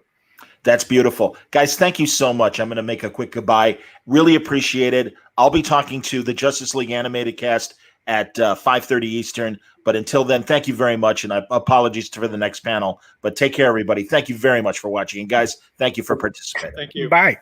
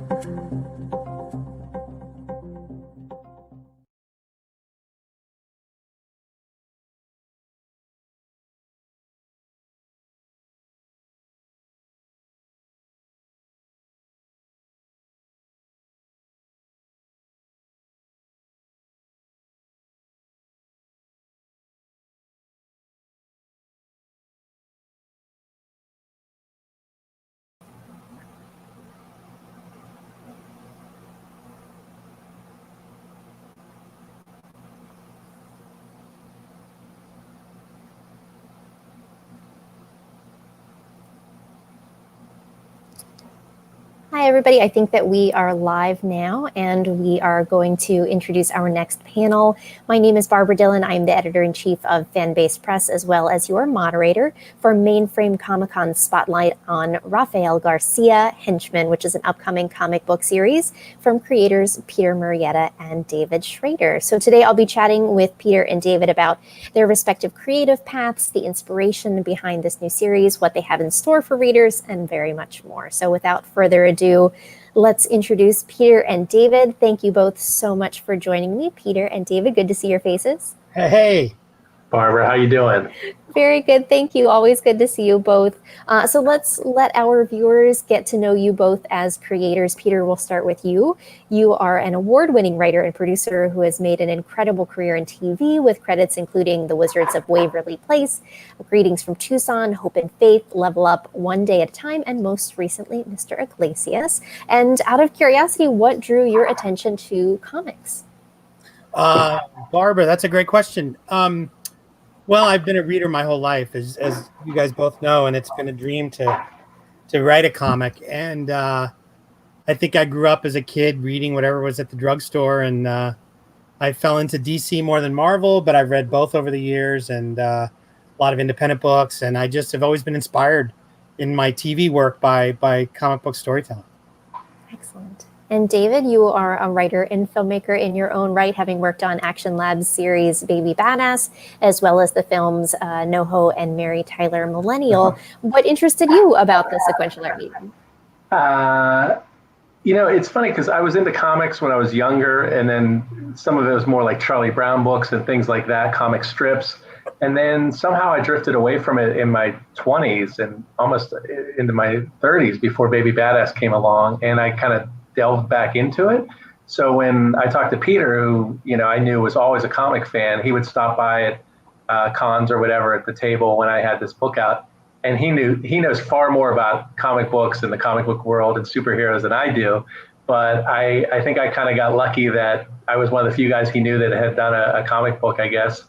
And he approached me, so I kind of fell into this one with him, and I'm lucky to be a part of it.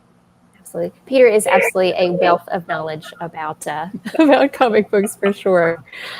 So, what can you both tell us about the genesis behind this specific project, Rafael Garcia Henchmen?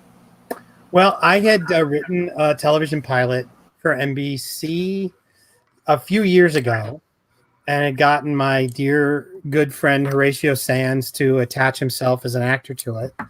And then when NBC decided not to make it, I waited the right amount of time till it came back to me, and I was trying to figure out a way to get it out there, that story out there. And the story's always been inspired by the idea that Latinos don't get often a lot of coverage in superhero world. And often I would take my boys to a movie, and we'd have this discussion about the joke of it all is always the discussion of who mows the Avengers lawn, because it looks really good. And someone's got to clean that stuff up when it's over, right? And so out of that came this idea that if we can't be in front, then maybe we're the henchmen of this universe. And so that's where Rafa came from.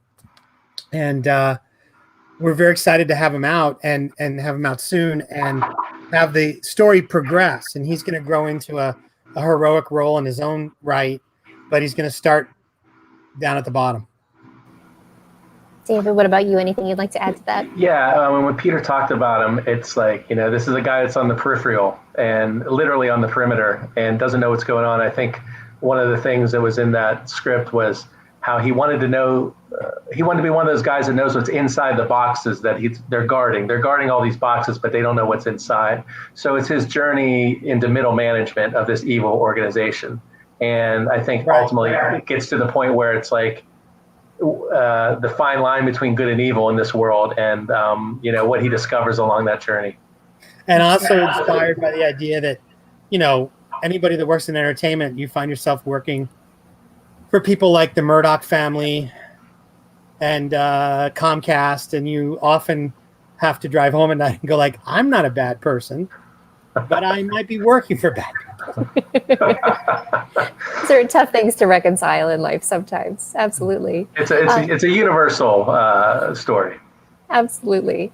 And so we have sort of the premise of the story. If you'd like to set up the first issue that for readers, what they can really anticipate when they're meeting these characters, what would you like them to know about the first issue? And likewise, are you able to share the news regarding the publisher of this series? Well, I will talk about setting the readers up, and Dave can talk about the news. Excellent. Ray's news, because Dave knows more about that than I do. I often surprise myself that I show up on time anywhere. So I will say that to set up, and what I'd love the readers to know is that what Dave said is right about middle management. And if you've ever found yourself in a job where you have not progressed and you have not taken on more responsibility, and those around you, your friends and your loved ones, have often said to you, like, I can't wait for you to grow up anymore, and they've bailed on you. This issue is where Rafe finally starts kind coming to grips with that and making moves to try to bring himself out into the world so that his relationships and can be progressed as well. So he's a guy who's been in stasis, and he's about to take a gigantic action by applying for a job inside a company he already works for. David, what about you? Can you lay the publisher news on us? Yeah, I'm very pleased to say that Peter had met with Starburns Industries, and so SBI Press is going to publish this. They're going to launch the Kickstarter with us together, and they'll probably launch, I want to say, early September. Is that right, Peter? Yeah, I think so. I think we were hoping to have a link today, but we got word this morning that for whatever reason, it would really be about checking Starburns Industries webpage. Right. Yeah, but it is going to be SBI Press, and we're really excited working with them and Simon over there and Michael. Great guys. They really got the book. I think Peter had a meeting with them about something else, and this came up. And so, we're really, really excited. We think it's going to be a good partnership. Yeah. And how would you both describe your shared creative process in terms of not only bringing the series to life, but bringing in other creators like artist Ben Herrera, colorist Emmanuel Torres, and letterer Clay Adams? Well, I would say that as a lifelong fan, I have never written in this form. And so really our working process was taking my TV script and having Dave help me figure out, and then Dave just doing it and putting the page breakdowns in and talking to me about what was too many word balloons, not enough word balloons. Thankfully, I think I was a good student because I've read so much. But that was our initial process, and now I'm starting to work on another short story and subsequent issues where I at least have a handle on the format. And then I'll let Dave talk about finding the other cool collaborators that we got to work with. Well, Peter's a very busy guy, as you know, and he's got a lot going on. So I think we had a really good conversation and dinner last year at Comic-Con. We talked and walked for a while. We had dinner, and he had told me about this idea. So he sent me the script, and it was a pilot. It was a really funny pilot. But it was a lot to maybe put into one issue. So we were breaking it into maybe 3 or 4 as a series. And once we did that, I didn't want to fudge with it too much because it was his baby, but I felt more comfortable as we went along, maybe adding a little bit here or there, making some suggestions. We came up with some names of some new characters and added a flashback scene. So he's really brought me into the process as a collaborator, and I really appreciate that.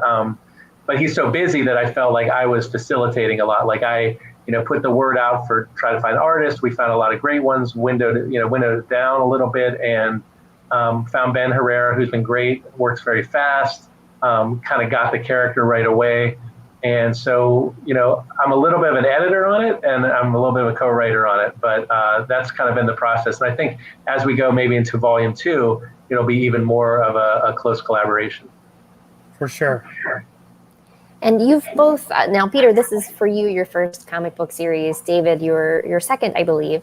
But given that you've both worked in more visual mediums in terms of working in TV and film, how do you feel like, and this might be most beneficial for those viewers who are aspiring creators themselves or would like to work in the sequential art medium, what are the tips that you would recommend in terms of bringing the story from a screenplay format more to a sequential art format? Go, Peter, you want to start? Sure. I'd say you have to read Scott McCloud. You have to read Scott McCloud. And that's really the base of all of it. If you don't, you're in trouble. And then the other thing is it's a static visual sequential medium.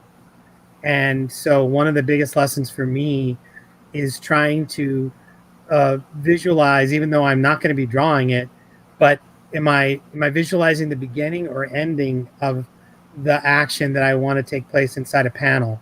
And that's informed by the dialogue, but it's also informed by, the page design. And so it really has made me have to think differently because it's very different. And it's also made my writing better on both sides of the fence, because you have to slow down. And as Dave says, and as Barbara knows, I'm got so many things going on that a lot of times it literally is point me in this direction, and then someone tells me what the problems are, and then I go, okay, let's do it. Because I've got a movie, and I just DreamWorks, by the way, just greenlit me to script yesterday, to first draft on my feature I'm doing for them, and that's pretty cool. That's fantastic. Congratulations. And it's an adaptation of a graphic novel. So it's funny that I'm taking a graphic novel to visual, and I'm doing a pilot script into a comic book. But it's really helped my writing out because of that. And I think anybody that's an aspiring writer can really learn from just slowing down and paying attention to what you're consuming. You know, I think that always makes us have to take pause, and that's always good. Absolutely. David, what about you?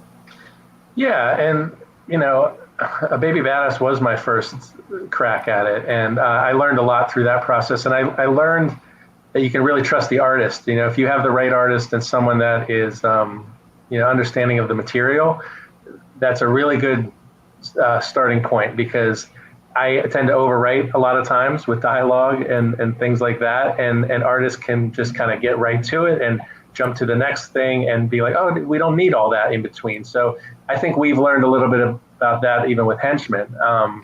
And as we went along, you know, it's a workplace comedy, so it does have some of those elements that's like sitting around talking sometimes, but the fact that it's in a superhero world is this nice little juxtaposition where, you know, you have this stuff that looks like action, and then it's, you know, it's a talky comedy in places, but it's funny. And I've learned a lot through all this, and I think I'm going to get better. I have a couple other series coming up too, and I've tried to like dial back the dialogue and just let the artwork do the talking. And you mentioned when you were initially breaking down the screenplay into eats or story beats, or to issues rather, that you had 3 or 4 issues in mind. Do you have a specific set of issues in mind for this first story arc? Yeah, we do. We actually have like 3 arcs kind of in our heads.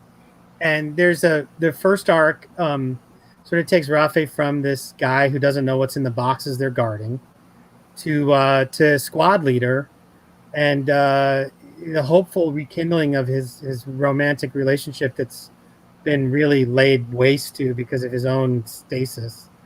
And then we've got a second arc in our heads that's about his rise. And then he has a very huge decision to make at the end of that second arc that spins us out into, you know, I would even say a world where he is a hero by that point in a very strange way. So we've kind of talked about it. And there's some big reveals. Some of the characters you meet in issue 1 really will turn out to have a much bigger part of the universe than you think. So it's kind of cool that way, and it kind of reflects back to the books I used to like to read as a kid, where you would see, you know, I don't know, Star Spangled Kid in the back of a panel, this little teenager with a cosmic rod, and then 4 years later he's in charge of the whole group of Infinity Inc., and you're like, what the hell happened?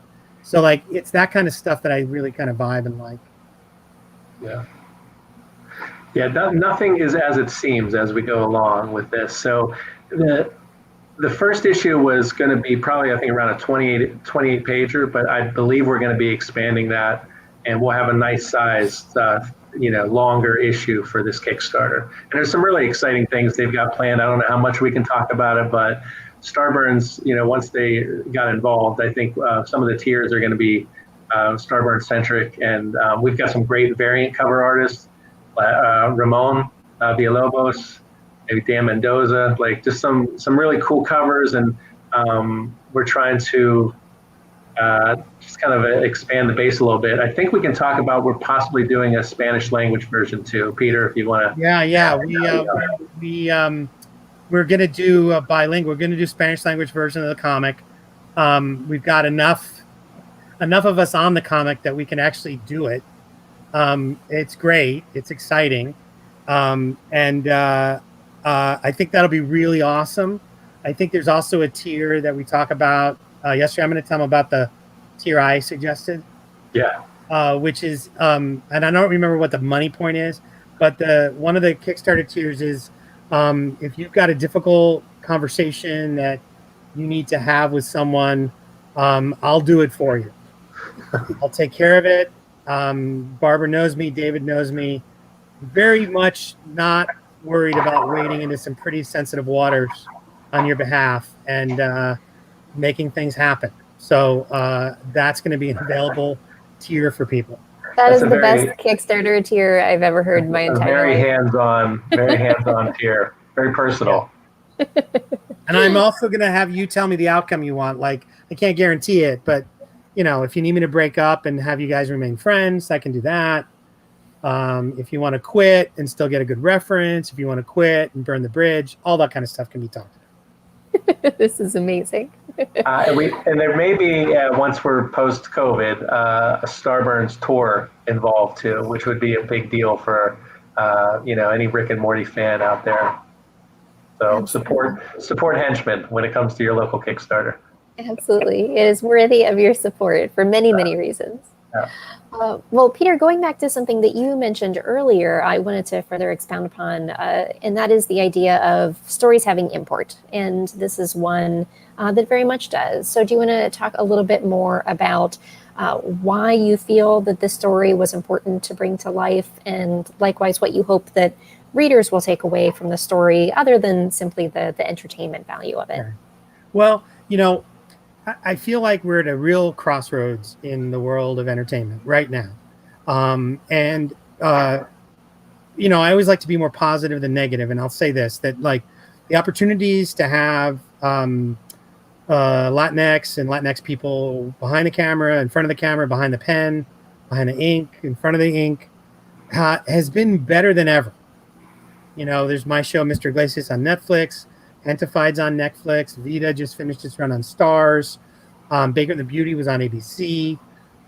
There's a lot of cool stuff out there right now to consume, and I feel like it's relatable to everybody. It's not just niche audiences that are vibing these things, and I think that's the positive. The negative is that it's been a long time coming, and there's still not enough, and you still have these gigantic cinematic superhero universes that don't seem fit yet to have a Mexican American hero inside them or a Puerto Rican hero inside them. Now, that's not to say they're completely absent, right? Because there's Vibe on Flash and we've got people, but we don't have those movies and those central figures, and I just want that, and I think that's what's the important mission here.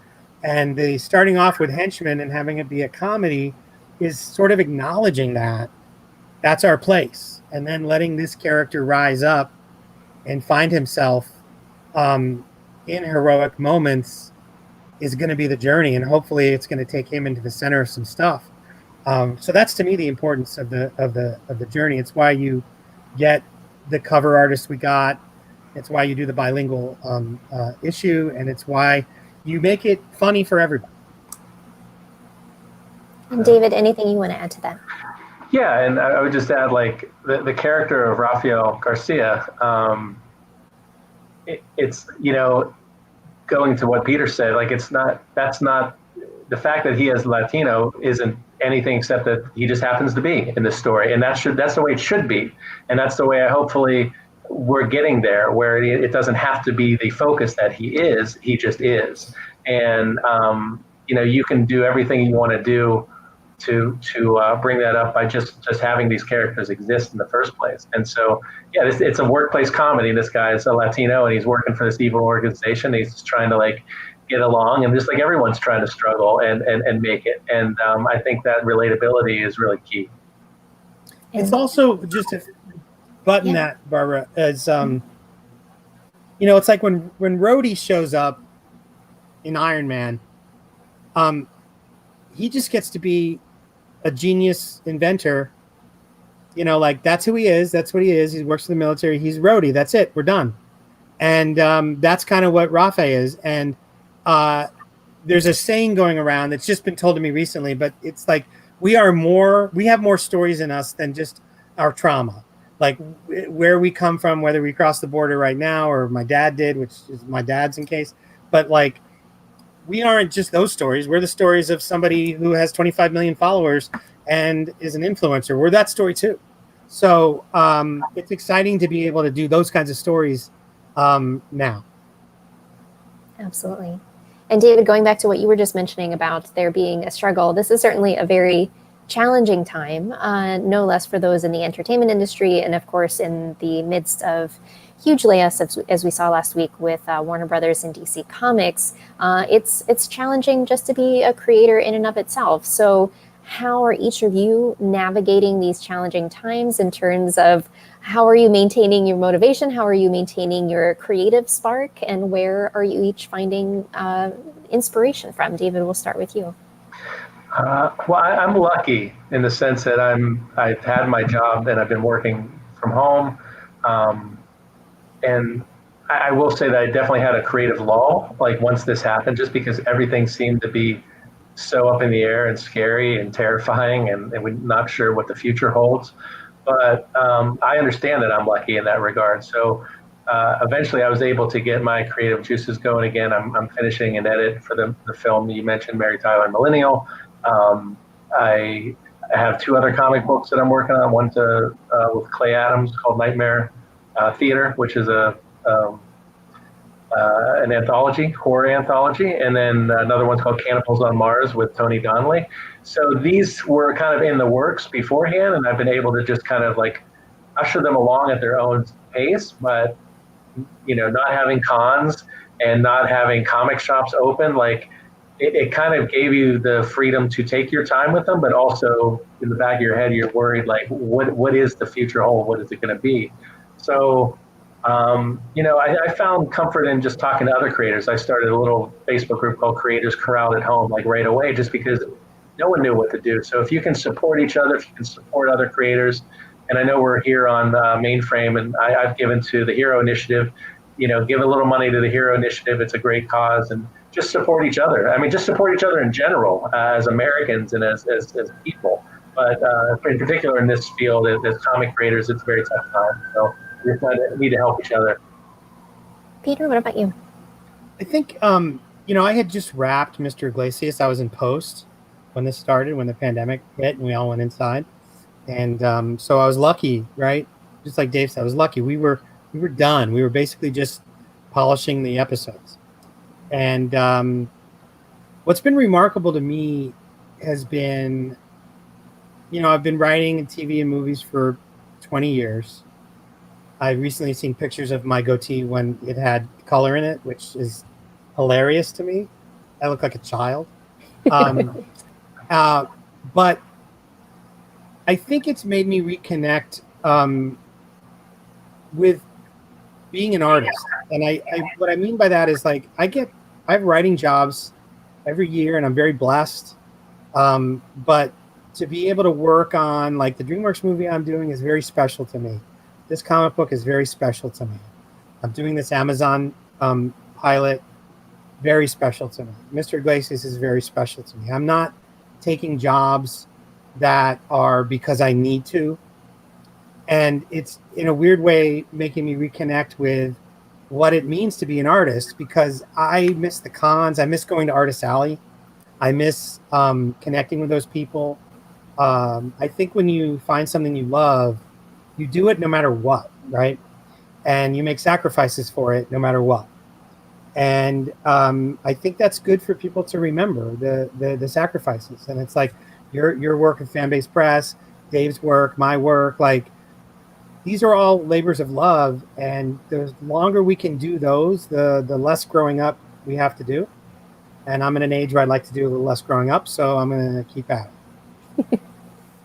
And you've both mentioned some projects that you're working on. I realize that there are probably some under NDA that you're not able to fully disclose at this time, but is there anything else that you're working on that you'd like to highlight for our viewers right now that you would recommend? I do. I always take these really risky moves with you, Barbara. I don't know why it is. Like I say stuff and then afterwards I go, oh my God, should I have said anything? But nobody's really yelled at me yet. Nobody's That's really good. yelled. That's good. Like you're getting away with it. It's okay. Yeah, I know, right? I'm like, if somebody yells, I'll say, "Oh my God, I'm sorry." But I just got greenlit to draft on Lowriders in Space, which is a graphic novel that I've loved forever. Recently got the opportunity to pitch a story around it, and it's a big deal for me. Like, that's a big deal to do that for a big studio, and that's exciting. There's also something I think I talked about the last time we were together for Warner Brothers, and I'm not gonna say it because I didn't get in trouble, but I feel like if I mention it twice, I will. We don't want to chance it. No. Don't push your luck. Yes. David, what about you? I do not have any NDAs, apparently. So, I mentioned Cannibals on Mars, which is this kind of like this space thriller thing that with Tony Donnelly. He did Albert Einstein Time Mason at Action Lab, which was a really great book. Fantastic series. Yes. Yeah, and so this is it's an extended book. I mean, I remember I was getting pages to Tony, and he's like waiting to finish it, and it was at 28, and then it's like, I think it'll be 32, and then he's waiting, and it's like, it's more than 32, it's about 38, and then finally he's like 42 pages. He's like, this is not one book, it's a graphic novel. So we're gonna have that out later in the year, and then Nightmare Theater, we're looking forward to that. We have a lot of great creators. Peter's got a story in that too. Yeah. I think Dylan, someone you are familiar with, also has a short story in that. So that'll be. He does have a story in that? Right, too, yeah. So that'll be in October, around Halloween. We'll probably launch that Kickstarter. So that must be the most exciting project that he's doing right now. It must be the most exciting thing of 2020 for him. I can't imagine anything more than that. Nothing at all. Nothing. She's under an NDA. She can't say anything. Oh, goodness. Well, I always like to give an opportunity for creators, especially that have a wonderful platform like you do, that we do here through Mainframe Comic-Con. Are there any other creators whom you might not be affiliated with it, but that you'd really like to give a shout out to, that they're doing amazing work that needs to be heard by more people? Peter, we'll start with you. Oh my gosh. Well, I got to eavesdrop on the panel before me, which was all these writers that wrote Superman. Yes, it was amazing. Incredible. Like, I grew up going to get DC Comics Present. I couldn't wait every month to see who Superman was going to be teamed up with. I also, probably because I was a young comedy writer, I always loved like the weird ones. The like, Superman's going to team up with Commandy, who's from a totally different era, or like suddenly it's Earth 2's Dr. Fate, and I just always loved that kind of stuff. I'm loving this book so much. Called Adventure Man. I don't know if either of you have seen it. It's Fraction and Dodson.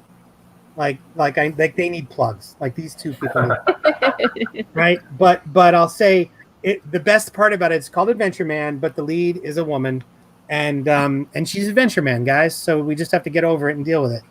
But I really love it. It's pulpy and kind of cool, and there's a moment where the family is a big family and they have dinner and they talk at dinner, and there's rules like you got to be home for Sunday dinner no matter what.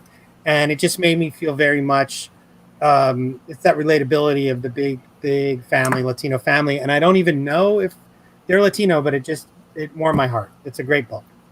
Excellent. David, what about you? Just some creators I know that have some things going on right now, like David Pepos is going to be launching in a few days something called Project Saffron, which I think is just a co-title. So check out Pepos.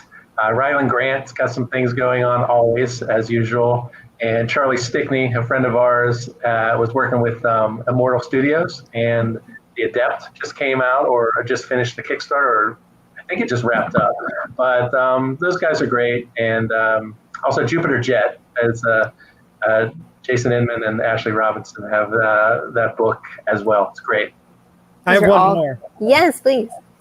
Also, this graphic novel that I did the forward to has been getting a lot of awards and nominations. I don't even know all of them. There's so many. It requires someone like Barbara to tell me. Indeed. But the book is called Quince, and it's a superhero story of a girl who gets powers on her quince. Also, a bilingual edition is available for that. It's fantastic. Hardcover, beautiful. Indeed. Great yes. book. Fanbase Press now has Kinsey, the definitive bilingual edition, which is an oversized hardcover, as David mentioned, both in English and Spanish. Peter contributed a wonderful foreword among many other great, I'm sure he has a copy of it. I see it there on the back, on the top shelf. Looking for it.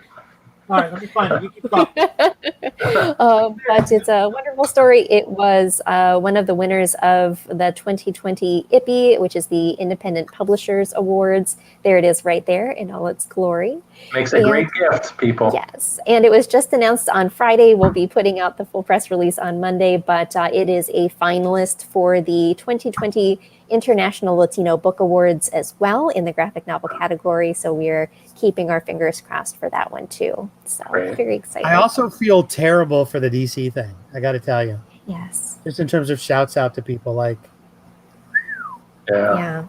And I'm old enough. Maybe Dave's old enough, but I remember in 1978, I was 12, and I was a big reader of All-Star Comics. It's my first and favorite comic. And there was something called the DC implosion that happened. And I heard it referenced in Bleeding Cool and stuff like that. But what's so funny is I was a 12-year-old when it happened. When I went to the store to get my comics, and all the ones that I wanted from the last month were not there. And the guy behind the counter was like, oh, they're not doing that anymore. And it was just devastating. And I can only imagine, what we're in store for. Absolutely. It's going to be quite a ripple throughout the entire comics industry for sure. So, and we send our best to all those that were impacted. Yeah, for sure. Sadly, we are at the end of our time here on the panel, but I want to say a huge thank you to Peter and David. Always so lovely to chat with you both and just to see your faces because I miss you both. Good seeing you again, Barbara. Of course. We want to say, of course, a huge thank you to Mainframe Comic-Con as well. And if you haven't already, please be sure to check out the Hero Initiative. There's a donate option on the website. Please be sure to donate your funds just below there to help other creators who may be in need at this time. But thank you, everyone. We appreciate your time and have a great rest of your weekend. Bye. Bye, guys.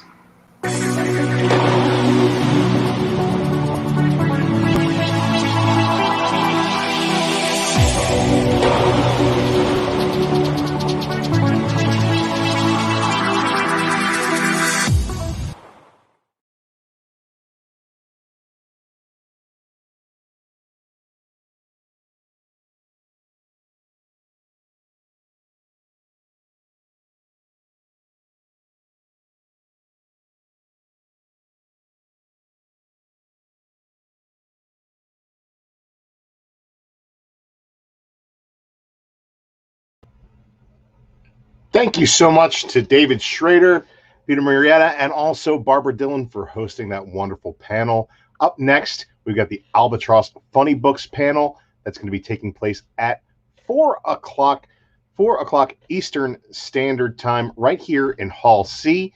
We got to switch the stream up just a little bit. So I'm going to take a quick break and be right back around. But I want you all to remember to give generously to the Hero Initiative. HeroInitiative.org is the URL there. You can go ahead. If you are on the Mainframe Comic-Con website, there is a donate button. Please click that button. Give often and generously to this wonderful charity. That's why we're all coming together today. Up next, Albatross Funny Books. Eric Powell's going to bring his crew with him, and we're going to talk about some fantastic books. That's coming up next in just a little bit. Also, after that, we've got the Hollywood IP Comics Connection panel.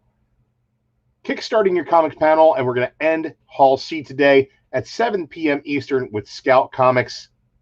You're going to see a lot of Charlie Stickney in the next couple of panels, so keep your eyes peeled for that.